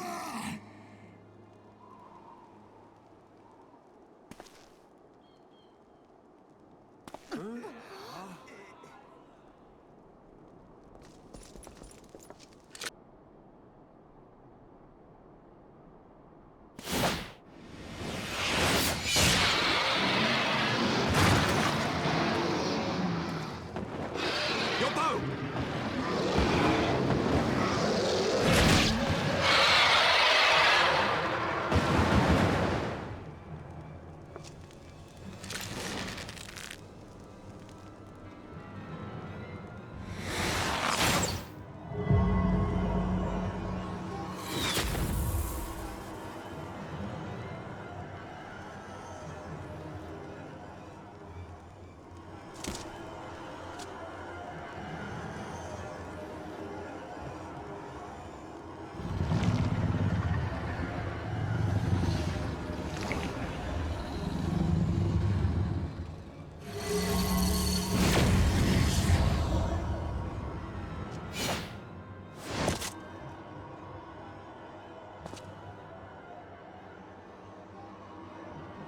Child of Dravania, art thou grown so forgetful that thou wouldst forsake kith and kin and consort with the spawn of Thornton?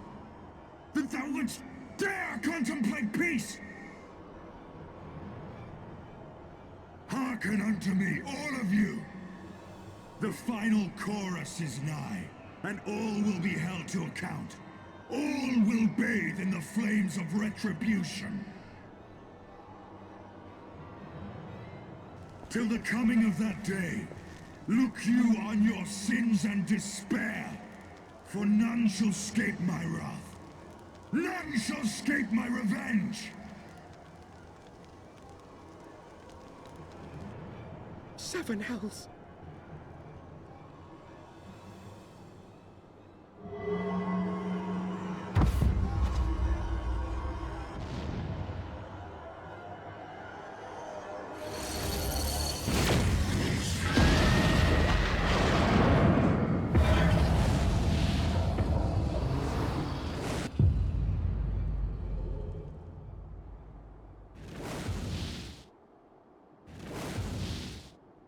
Damn you, Nidhogg.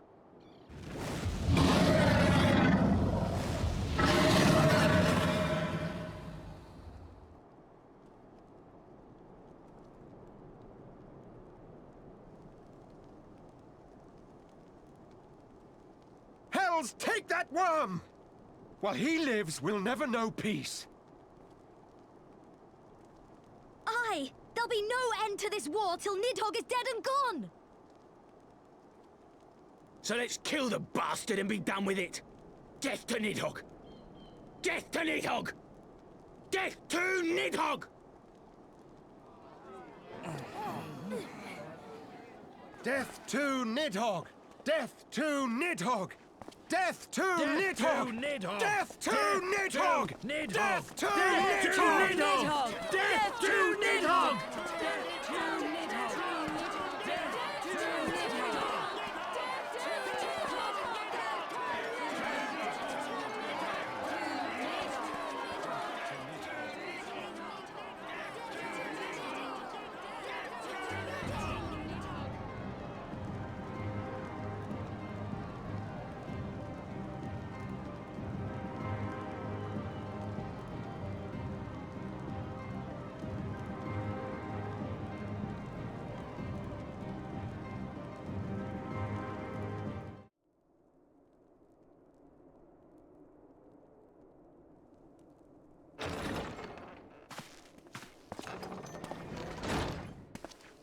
Forgive me.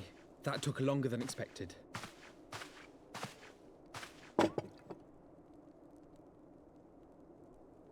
You seem puzzled.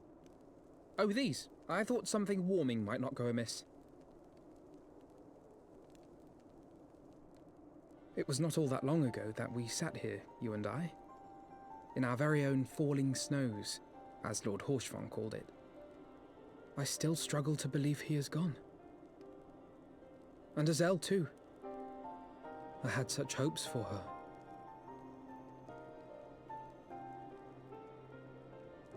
Master Matoya asked me what it was all for. Why we fight, and why we die.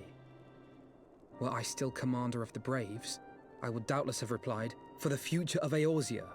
But I'm not that man. Not anymore. I needed a new answer. One that I could live with. And when I saw Estinian at the ceremony, I knew at last what it was. I do not want to be a man who sacrifices his friends and family for a cause. I want to fight for Estinian, and I want to save him. When Nidhogg leads the Horde into battle, Ser Emmerich and his forces will do what they believe must be done. That is their choice to make. Yet even if Ser Emmerich is willing to forsake Estinian, I am not. We must fight for him, for he is our friend and ally. We may struggle, we may fail, but we must try.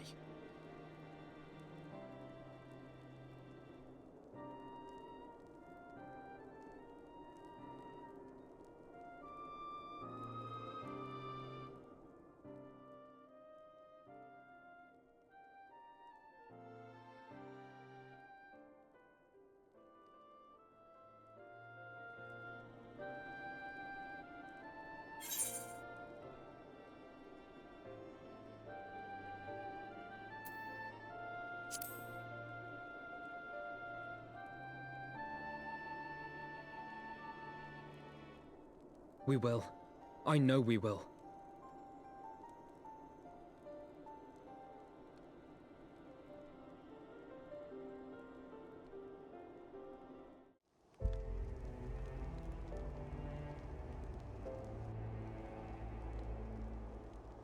Of all the ways for it to end. Even before his transformation, I could feel the worm's hatred swirling about Estinian. The terrible, all-consuming rage. Enough to fuel a 1,000-year quest for vengeance. It was all I could do not to run away screaming. But Ishgardians, nay, all Eorzeans, are made of sterner stuff. They face danger and death on a daily basis and understand what it takes to win a war. Think not too deeply on Master Matoya's words. Her intent was but to steal our resolve.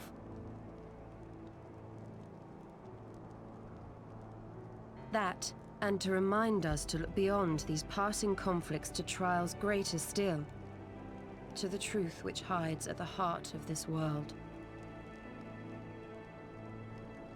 So that's your aim, is it? You disapprove? Not at all. I believe it's traditional for the student to follow in the footsteps of the master. And you are so very alike.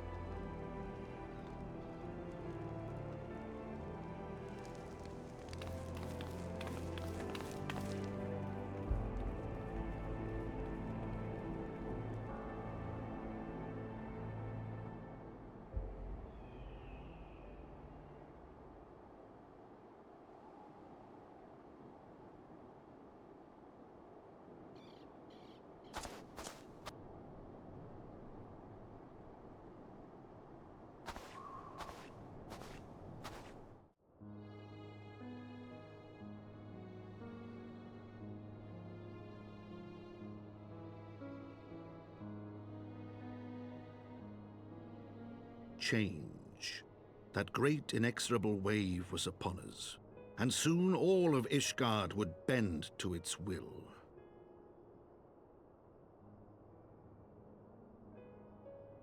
For all our sins, for all our scars, the future for which we had long yearned was at last within our grasp.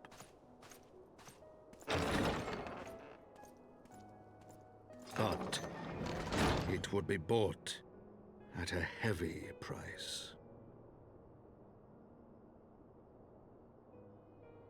For in those twilight hours did Nidhogg cry out for vengeance, and his brethren raise their voices for the final chorus of the Dragonsong War.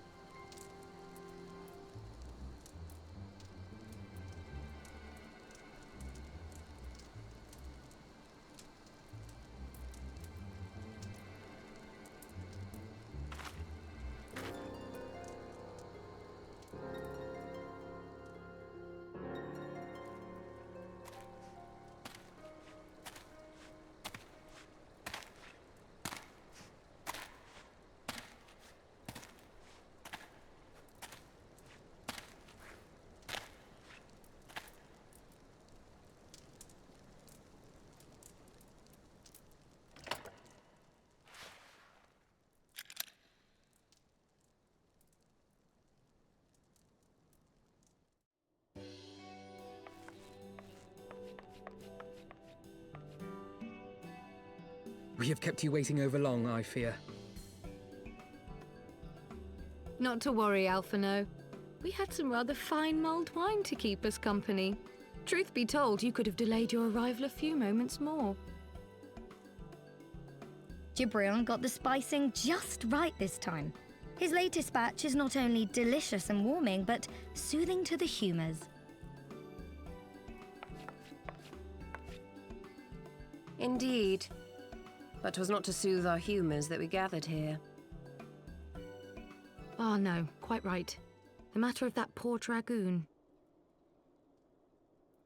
You have discovered something. A means to save him? Let us not jump to conclusions, shall we? Assess the facts presented, then make an educated analysis, as you were taught.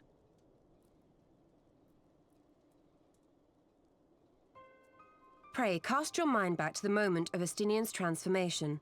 Do you recall how you described it to us? You spoke of the sudden pangs which racked his body when he took up both of Nidhogg's eyes, and of how his form was twisted thereafter into a shadowy semblance of the Great Worm.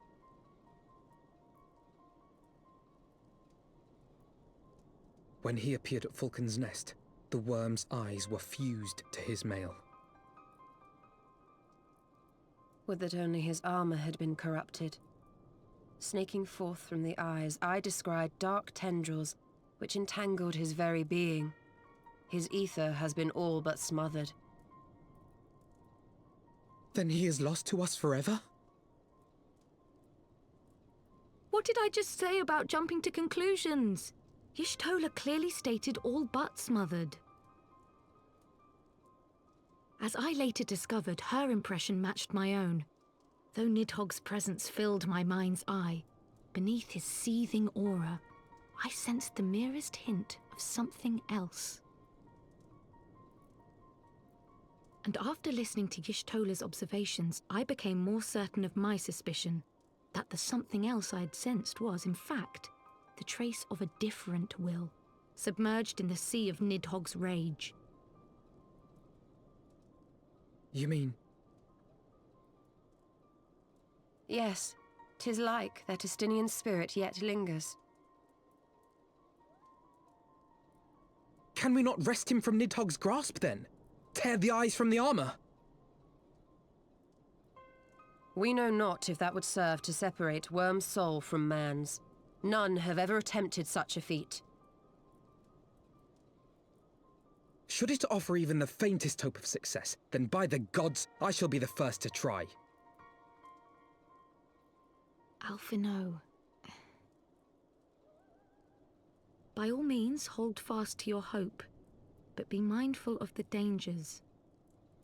even should you succeed in excising the eyes from the Dragoon's mail, we have no way of knowing if your friend's soul would survive so violent a separation. And that is to say nothing of the possibility that his would-be savior might become Nidhogg's next host. But what other choice remains to us? Should the opportunity present itself, I will tear those foul orbs from Estinian's armor and trust in the resilience of his soul, even at the risk of mine own.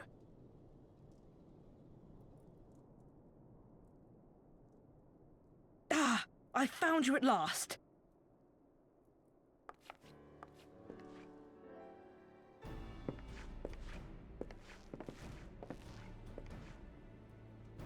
A messenger of the Temple Knights came to the manor some few hours past.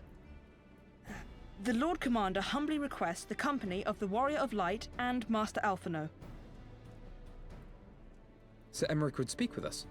Very well, thank you, Onawa.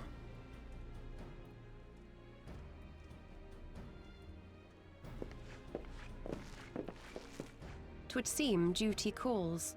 Pray see to yours, and we shall return to ours. Thank you, Y'shtola, Kryl. Your words have given me hope where there was none. Come then. Sir Emmerich awaits.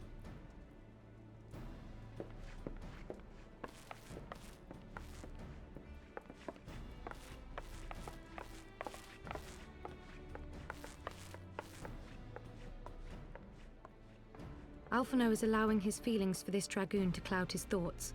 I worry he may do something rash. Keep an eye on him, would you?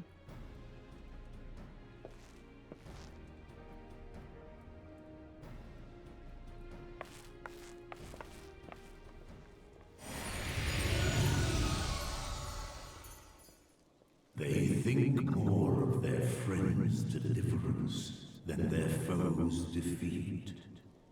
But will history commend their fealty or condemn their folly?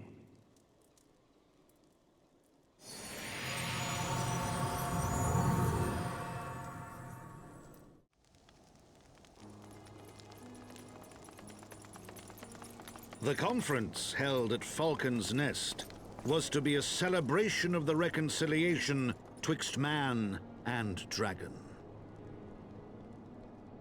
But the lingering shade of Nidhogg, clad in the flesh of the Azure Dragoon, did mark the occasion by spilling the blood of his own kind.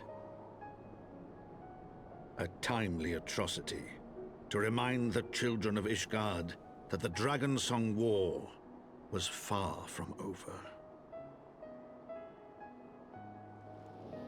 And when fear gave way to fury, the call to arms rang out anew. Death to Nidhogg. Death to Nidhogg.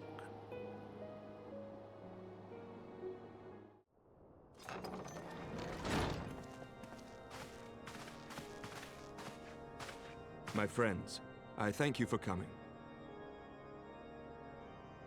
You have had news of Nidhogg? Alas not. Our scouts range far and wide, but they have as yet found no trace of the Great Worm. We dispatched an elite unit of dragoons to reconnoiter the churning mists, but even they returned empty-handed. A pity. Fear not, Alphino. We shall see the worm again soon enough. His words at Falcon's Nest attest to that.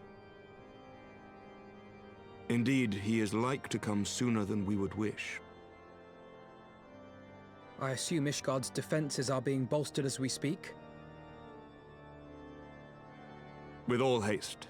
I mean to call upon every able-bodied warrior at our disposal, from the Knights of the Four Houses to the men and women of the Watch. But I did not summon you to discuss strategy. What then would you have of us, my lord? I will speak plain. Now that Nidhogg is possessed of both of his eyes, no mortal force we can muster will repel him. That being the case, we must needs recruit an ally of equal strength.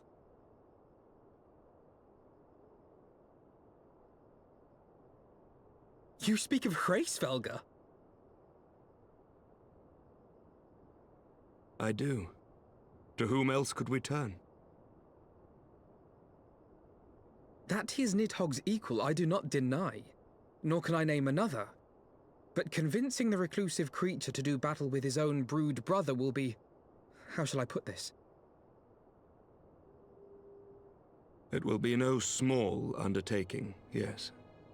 Estinian's report was most particular about Hraesvelga's unwillingness to involve himself in the affairs of men. But much has changed since your visit to Somal, and if there is even a chance that the dragon may be swayed, I must plead our case. Whatever price the dragon asks of me, I shall pay it. Such was my oath, to defend the people of Ishgard. Come what may, my friends, the battle with Nidhogg will mark the end of my tenure as the acting head of church and state. Will you help me discharge this final duty?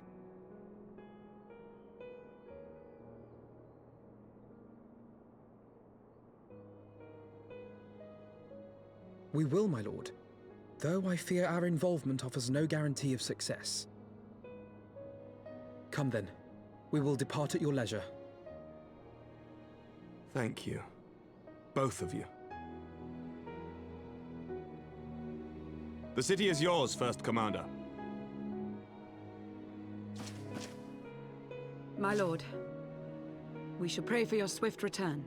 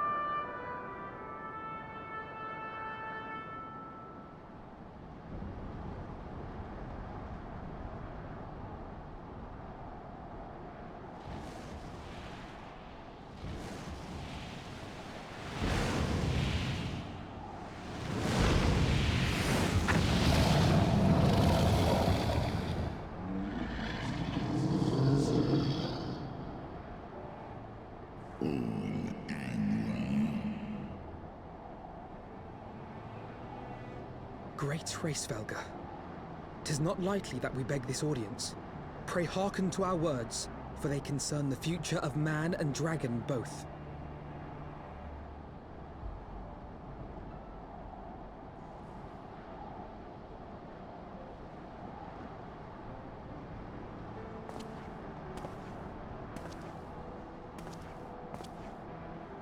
Greetings, Hraesvelga. I am Emeric de Burrell, acting ruler of the nation of Ishgard. I am come before you to parley on behalf of my people.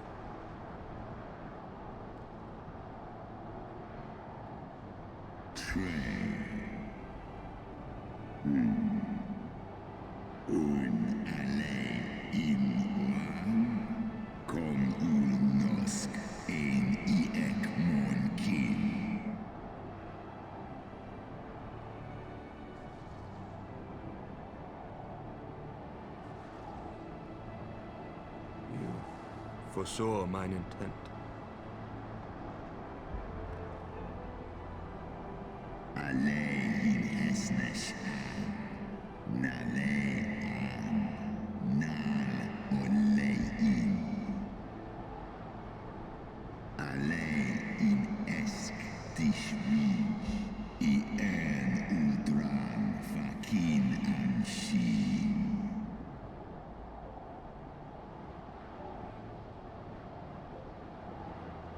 Lis echniteg kasmon ikinin.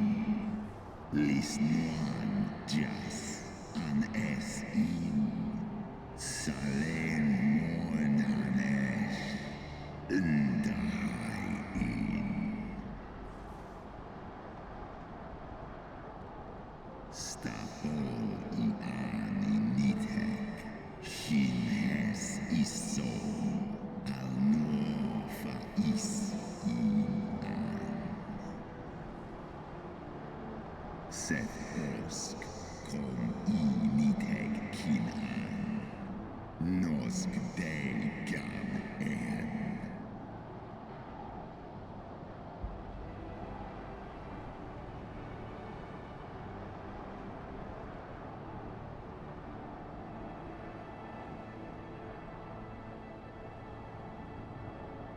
We understand that in your despair at man's betrayal, you seek only the refuge of solitude.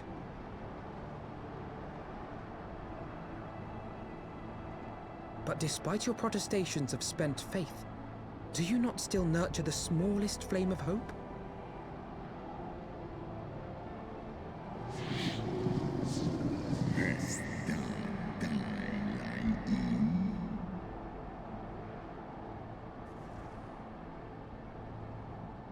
I do. If you claim I see falsely, then tell me, why did you consent to bear a Zell upon your back?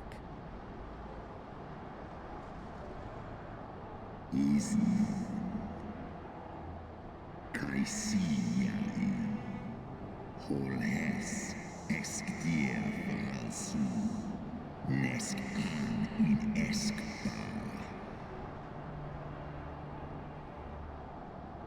An snarhau us hesner.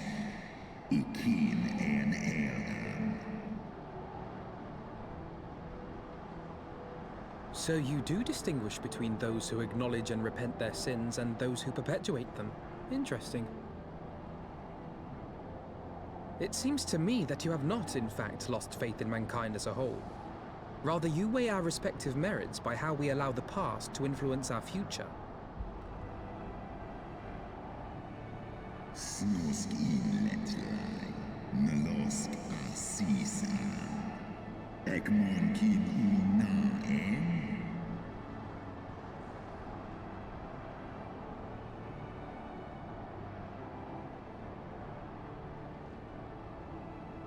Should we suffer ties of blood to bind our hands, then? Nay, if the crime is one of unconscionable evil, we must needs condemn it, even should the transgressor be our closest kin. When my father corrupted himself and his followers with the power of a primal, I beseeched the Warrior of Light to slay him, an act alike to patricide. That he did not die by my hand matters little. If anything, it heaps greater disgrace upon my name. But had my father not fallen, he would have drawn countless thousands into a holy war of hellish proportions, which I hold the greater crime. Thus did I order his execution, sparing the lives of my people and yours. Alas, your brother Worm now prepares to murder those whom I sought to spare. What is more, he has taken my comrade's body for his own. But if I must slay my dearest friend to defeat my direst foe, I will not flinch from my duty. Segmon infin. Sesk antis ekmon. Kin al ud.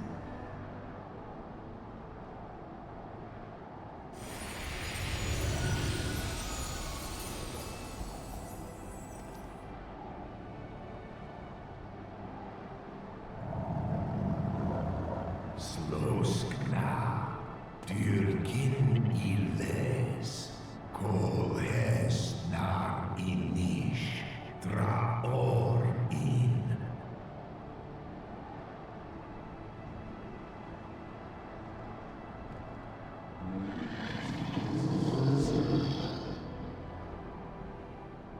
Daniteg, garjas, nosk in an, slisva holkas, kai in na.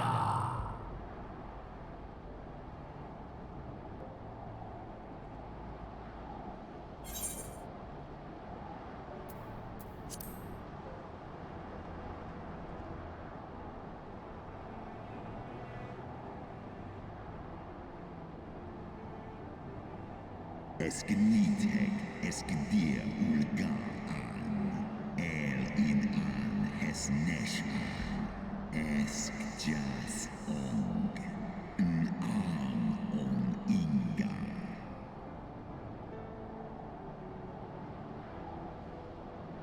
in water. Smahes in Sway in Ratatoska dis die an. Slosk kin. Skor ich les iwo.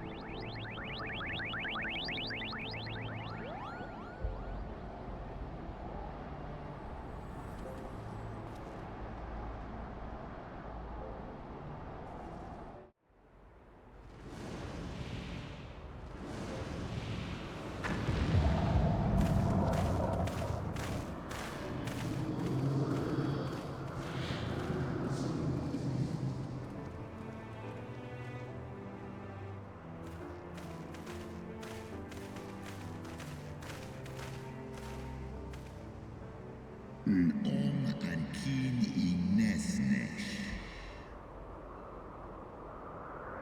Ong in alewa rel in an sai udles.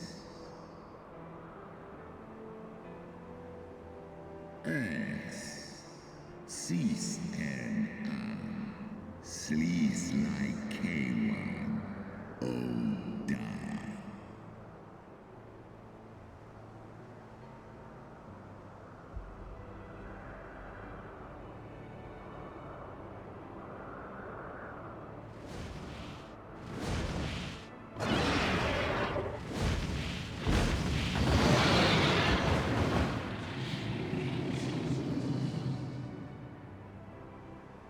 Tan in unsisnat.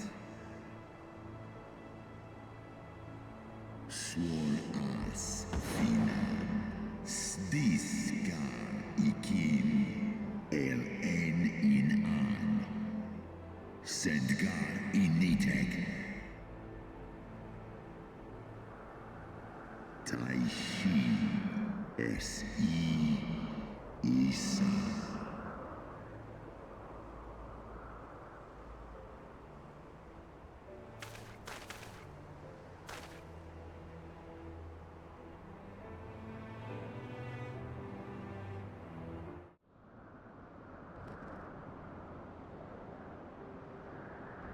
Our negotiations proved rather more strenuous than I had anticipated, but the results seem well worth the effort. The battle was indeed hard won. Thank you, my friends. I would never have earned Hraesvelga's cooperation had you not seen fit to grant me yours.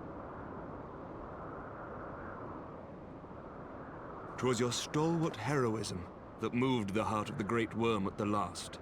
Any gratitude I can offer is but poor reward for your continued service to Ishgard.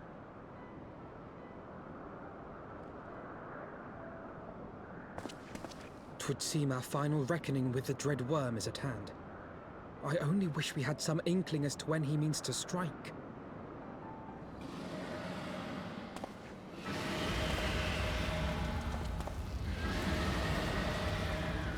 Oh, gods.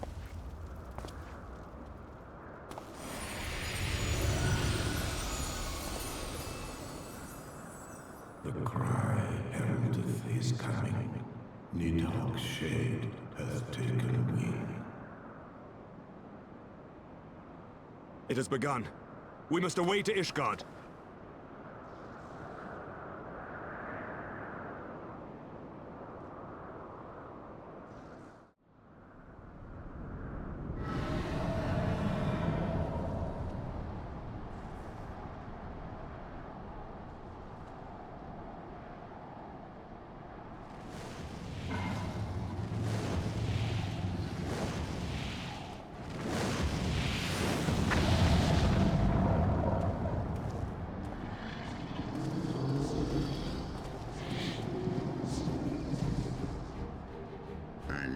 Is he all in?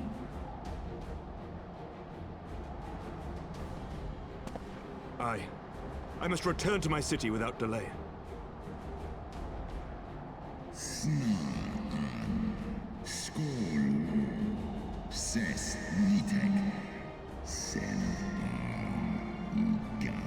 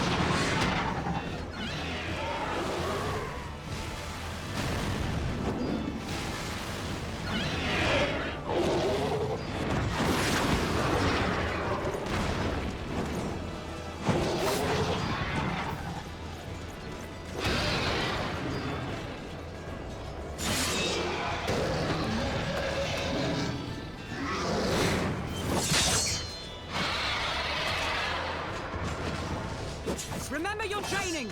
We hold fast until the Lord Commander returns.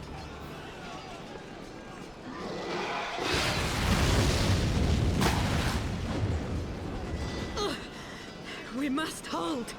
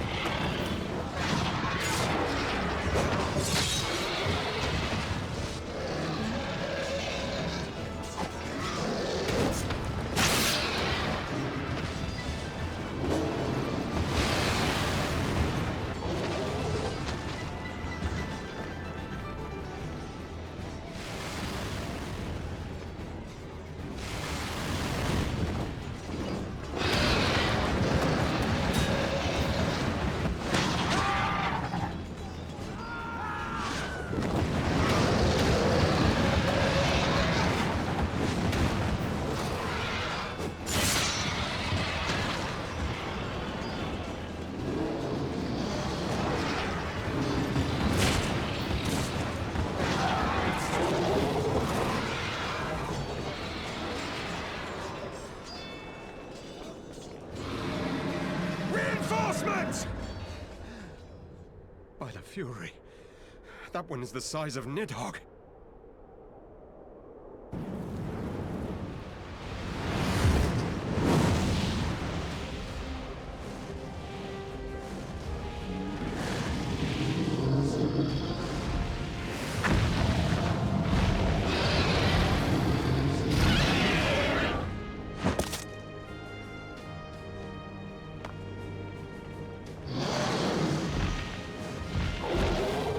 Lord Commander!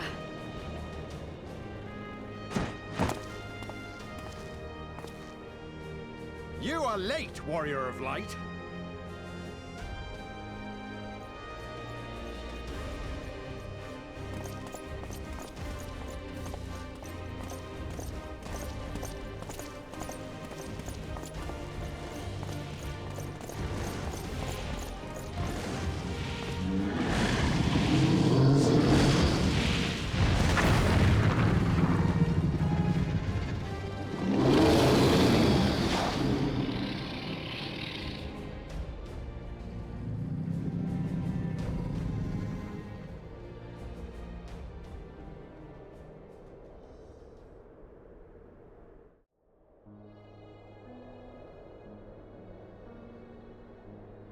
Watan and by in.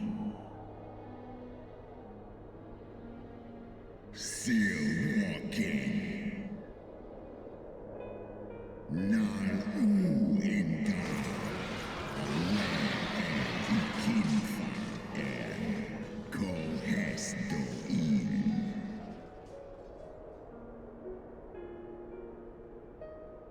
Undo kai omon ikin in kastaga stajas skol hes som.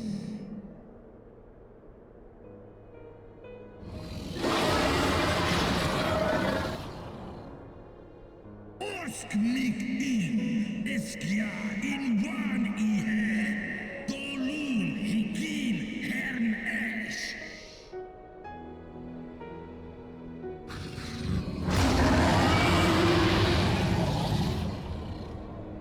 Sroskuan inna. Is ingar a. Liskol an. Nusgar akin. Sus ul war.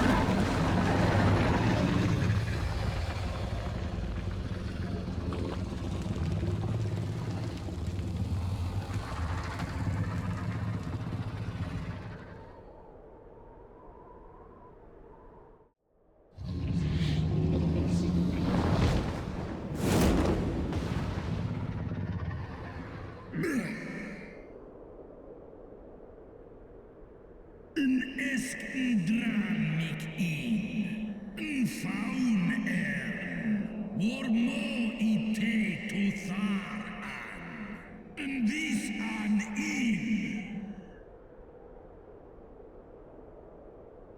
Snalis rei Nedwo Elstra.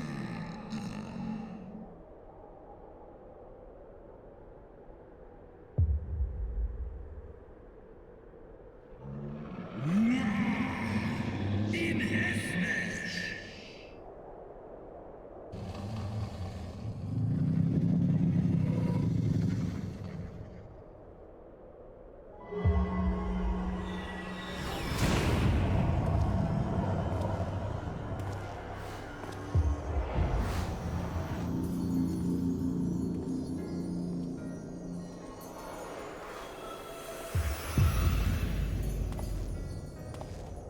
Ja, wa il and stra and in.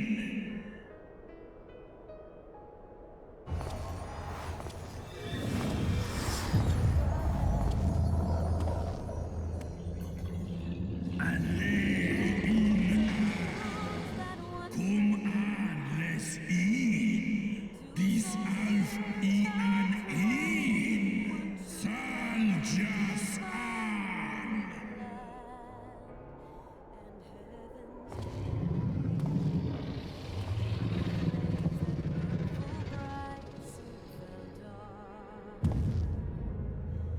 Memories dimmed by shadowed hearts in the waxing.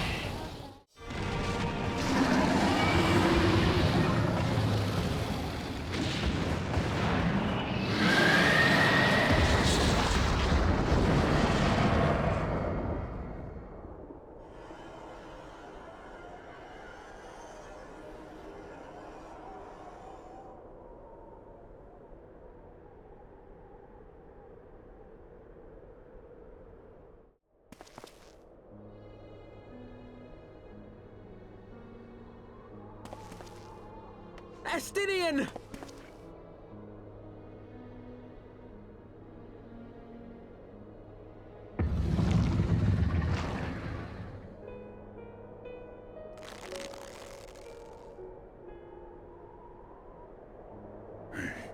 Is this to be mine end?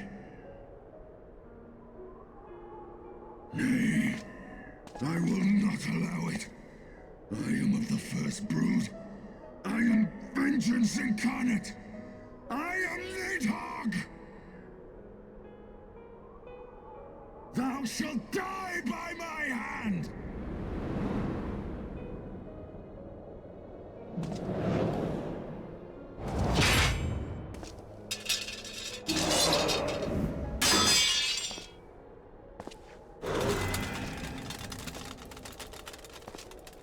This is not your hand, worm!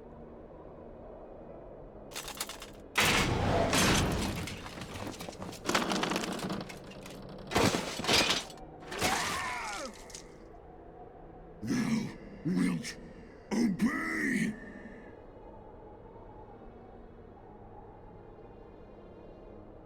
I would ask one last favor of you, Warrior of Light. Finish me, now, while I have the beast subdued!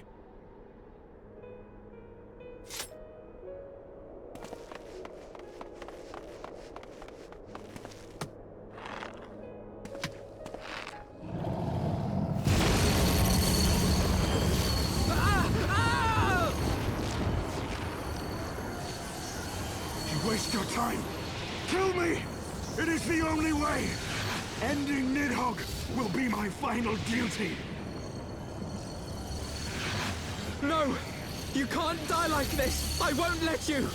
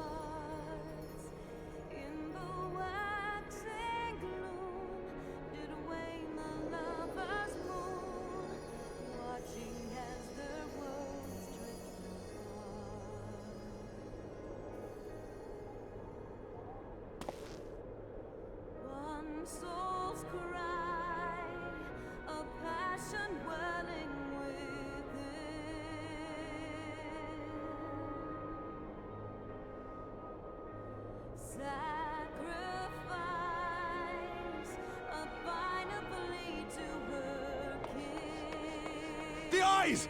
Cast them into the abyss! Yet this bond of hope by treachery was broke, scattering her words to the wind.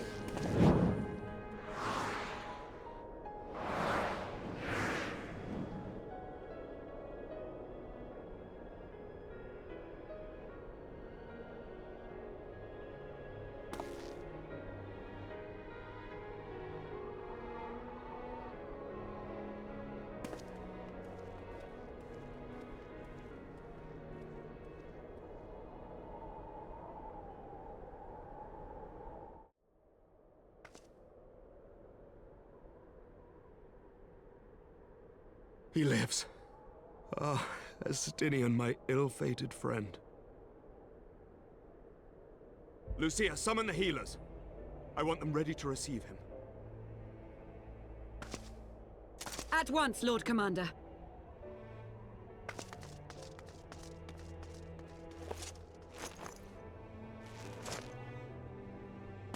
Allow me to do this much, at least.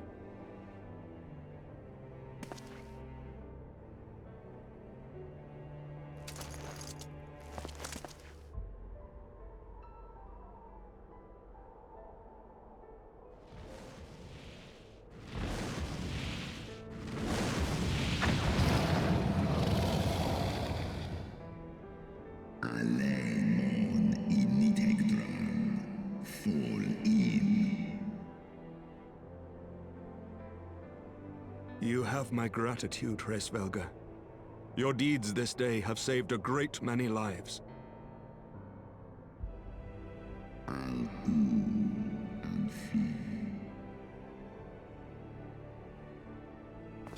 Ustra udin instra reo. An hesnesh.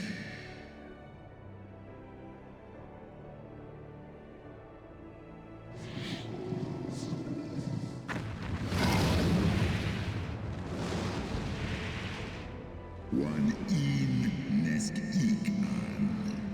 Keifta.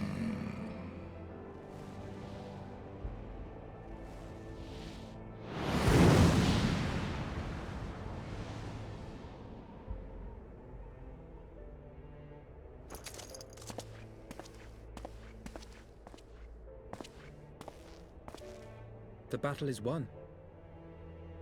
We can do no more for Estinian now than bear him home and wish him well, even as Hraesvelga did.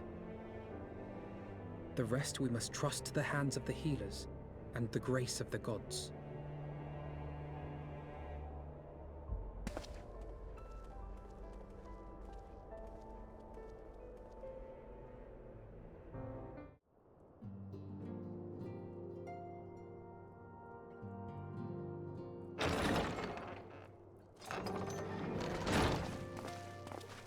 The heroes of the hour return.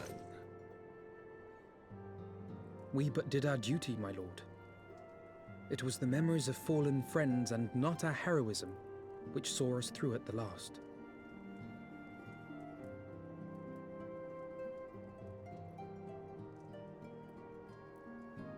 I gave every ounce of my strength, but mine efforts would have counted for naught had the Warrior of Light not arrived to challenge the Great Worm.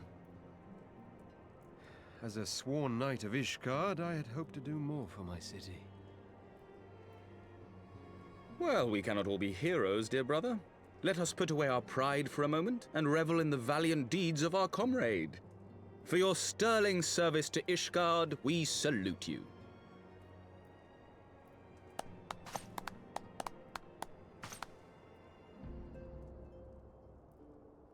And while we're on the subject of valiant deeds, I believe I myself have earned some small measure of recognition. Under my watchful command, the ballistas of the Outer Ward struck down a veritable swarm of Dravanian invaders. My lord's command was certainly watchful. He bravely watched as the siege crews took aim, and continued to watch as countless wyverns met their end. Indeed, the ward's defenders proved so well drilled that my lord had little occasion to stop watching.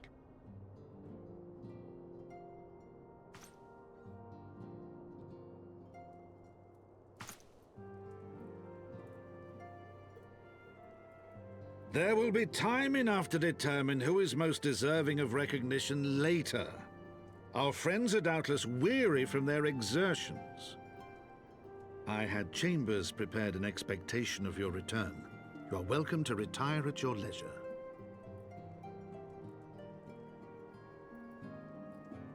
I am most grateful for your hospitality, my lord, but I believe I shall pay a visit to the Temple Knight's Infirmary. Pray excuse me.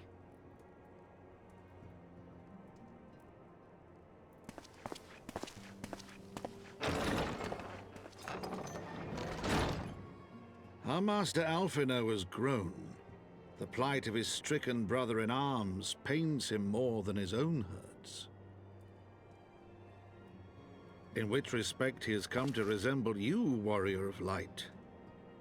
Go then, visit the Azure Dragoon, and grant him what comfort you may.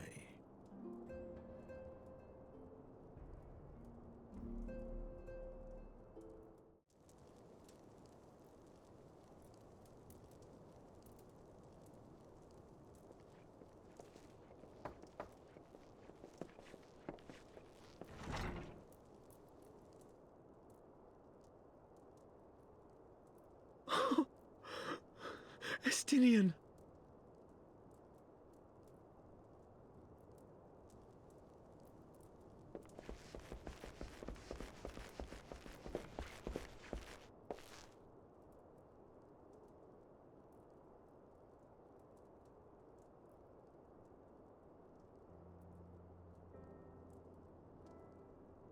Cease your mewling, boy.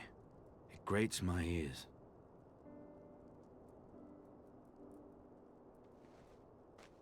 Forgive me. When I saw you awaken, I could not... It was such a relief. We feared you might never wake up. Now, Estinian.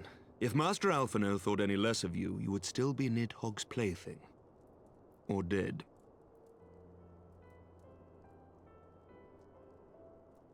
Aye, 'twas but a jest. I thank you, Alphino. And you too, Warrior of Light. Quite how you managed to persuade Hraesvogr to aid in his brood brother's downfall I cannot imagine. But full glad am I that you did. Yet again, you have achieved the impossible.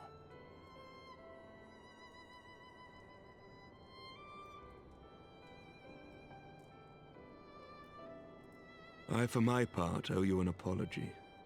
When last we met, I did willingly loose an arrow at your heart. Can you forgive me? There is naught to forgive, Hameric. You but acted in defense of Ishgard as is your duty. Were you any less single-minded about it, I would not follow you into battle, nor trust you at my back. Besides, I had come to the selfsame conclusion, that I would have to perish for Nidhogg to be stopped. So let us dispense with the hand-wringing. I have heard enough mewling for one day. Oh!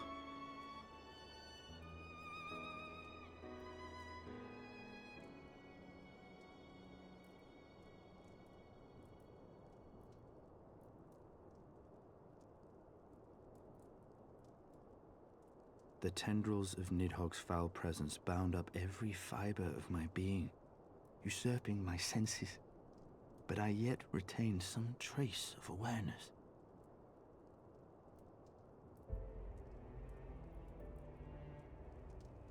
The worm's mind was as a vast and tumultuous sea. Endlessly its black waters churned, his grief and despair at Ratatoska's murder never calming, never receding.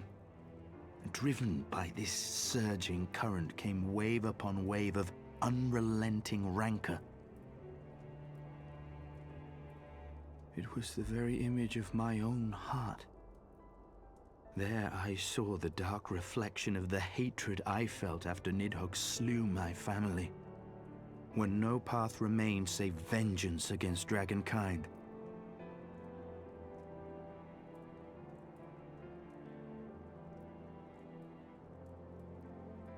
Neither one of us had a choice. But I was blessed with something Nidhogg was not. Comrades and teachers to console and admonish me.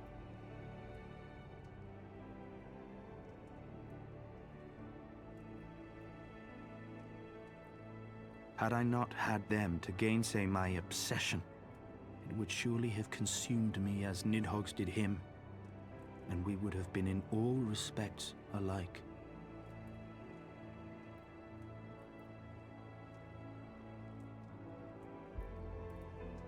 Though his shade is banished, his spirit scattered upon the sea of clouds, I feel no joy at his passing.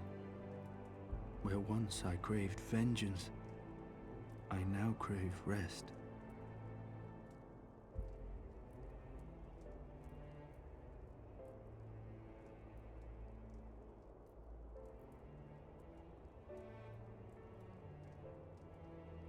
Lord Commander, my hunt is at an end. I would lay down the mantle of Azure Dragoon. My friend.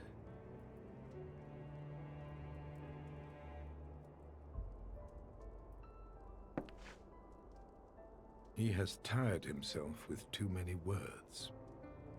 I doubt not that he will make a full recovery, but he must be allowed some few days of quiet.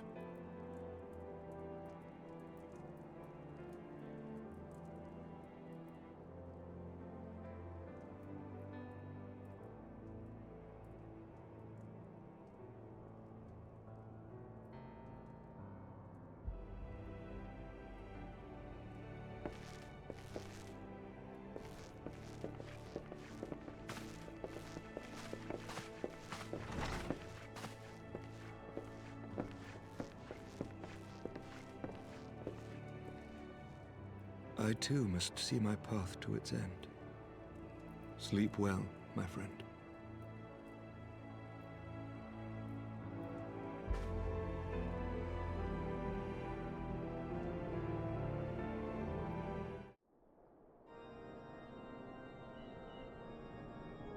Following the battle with Nidhogg on the Steps of Faith, Sir Emeric called an assembly that he might make his final proclamation as acting head of state.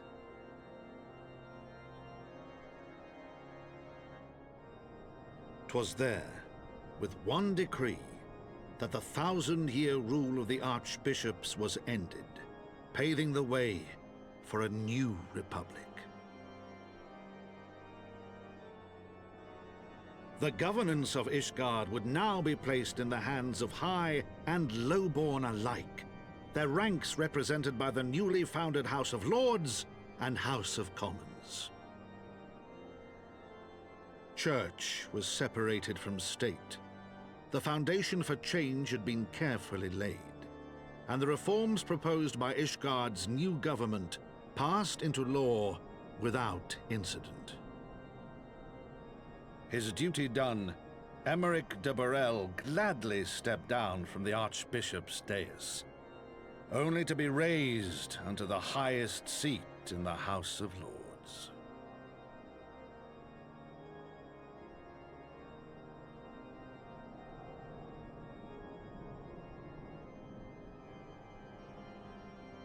Though he strove at first to refuse this honor, the unexpectedly strident voice of the Count de Durandare left him little choice but to accept.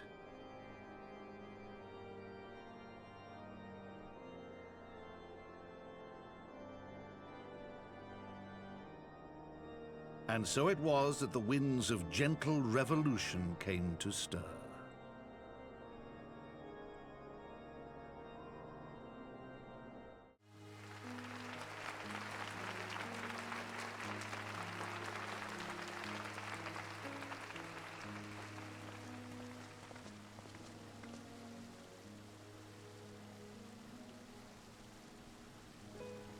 Prominent among the many honored guests at Sir Emeric's investiture were the ambassadors of Dragonkind, a fitting symbol of Ishgard's newfound peace.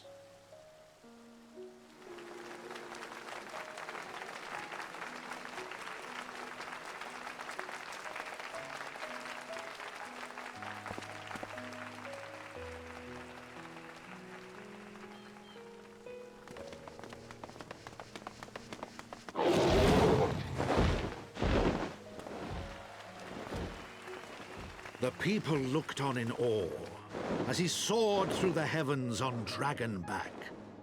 And by their cheers did they hail him an azure dragoon for a new age.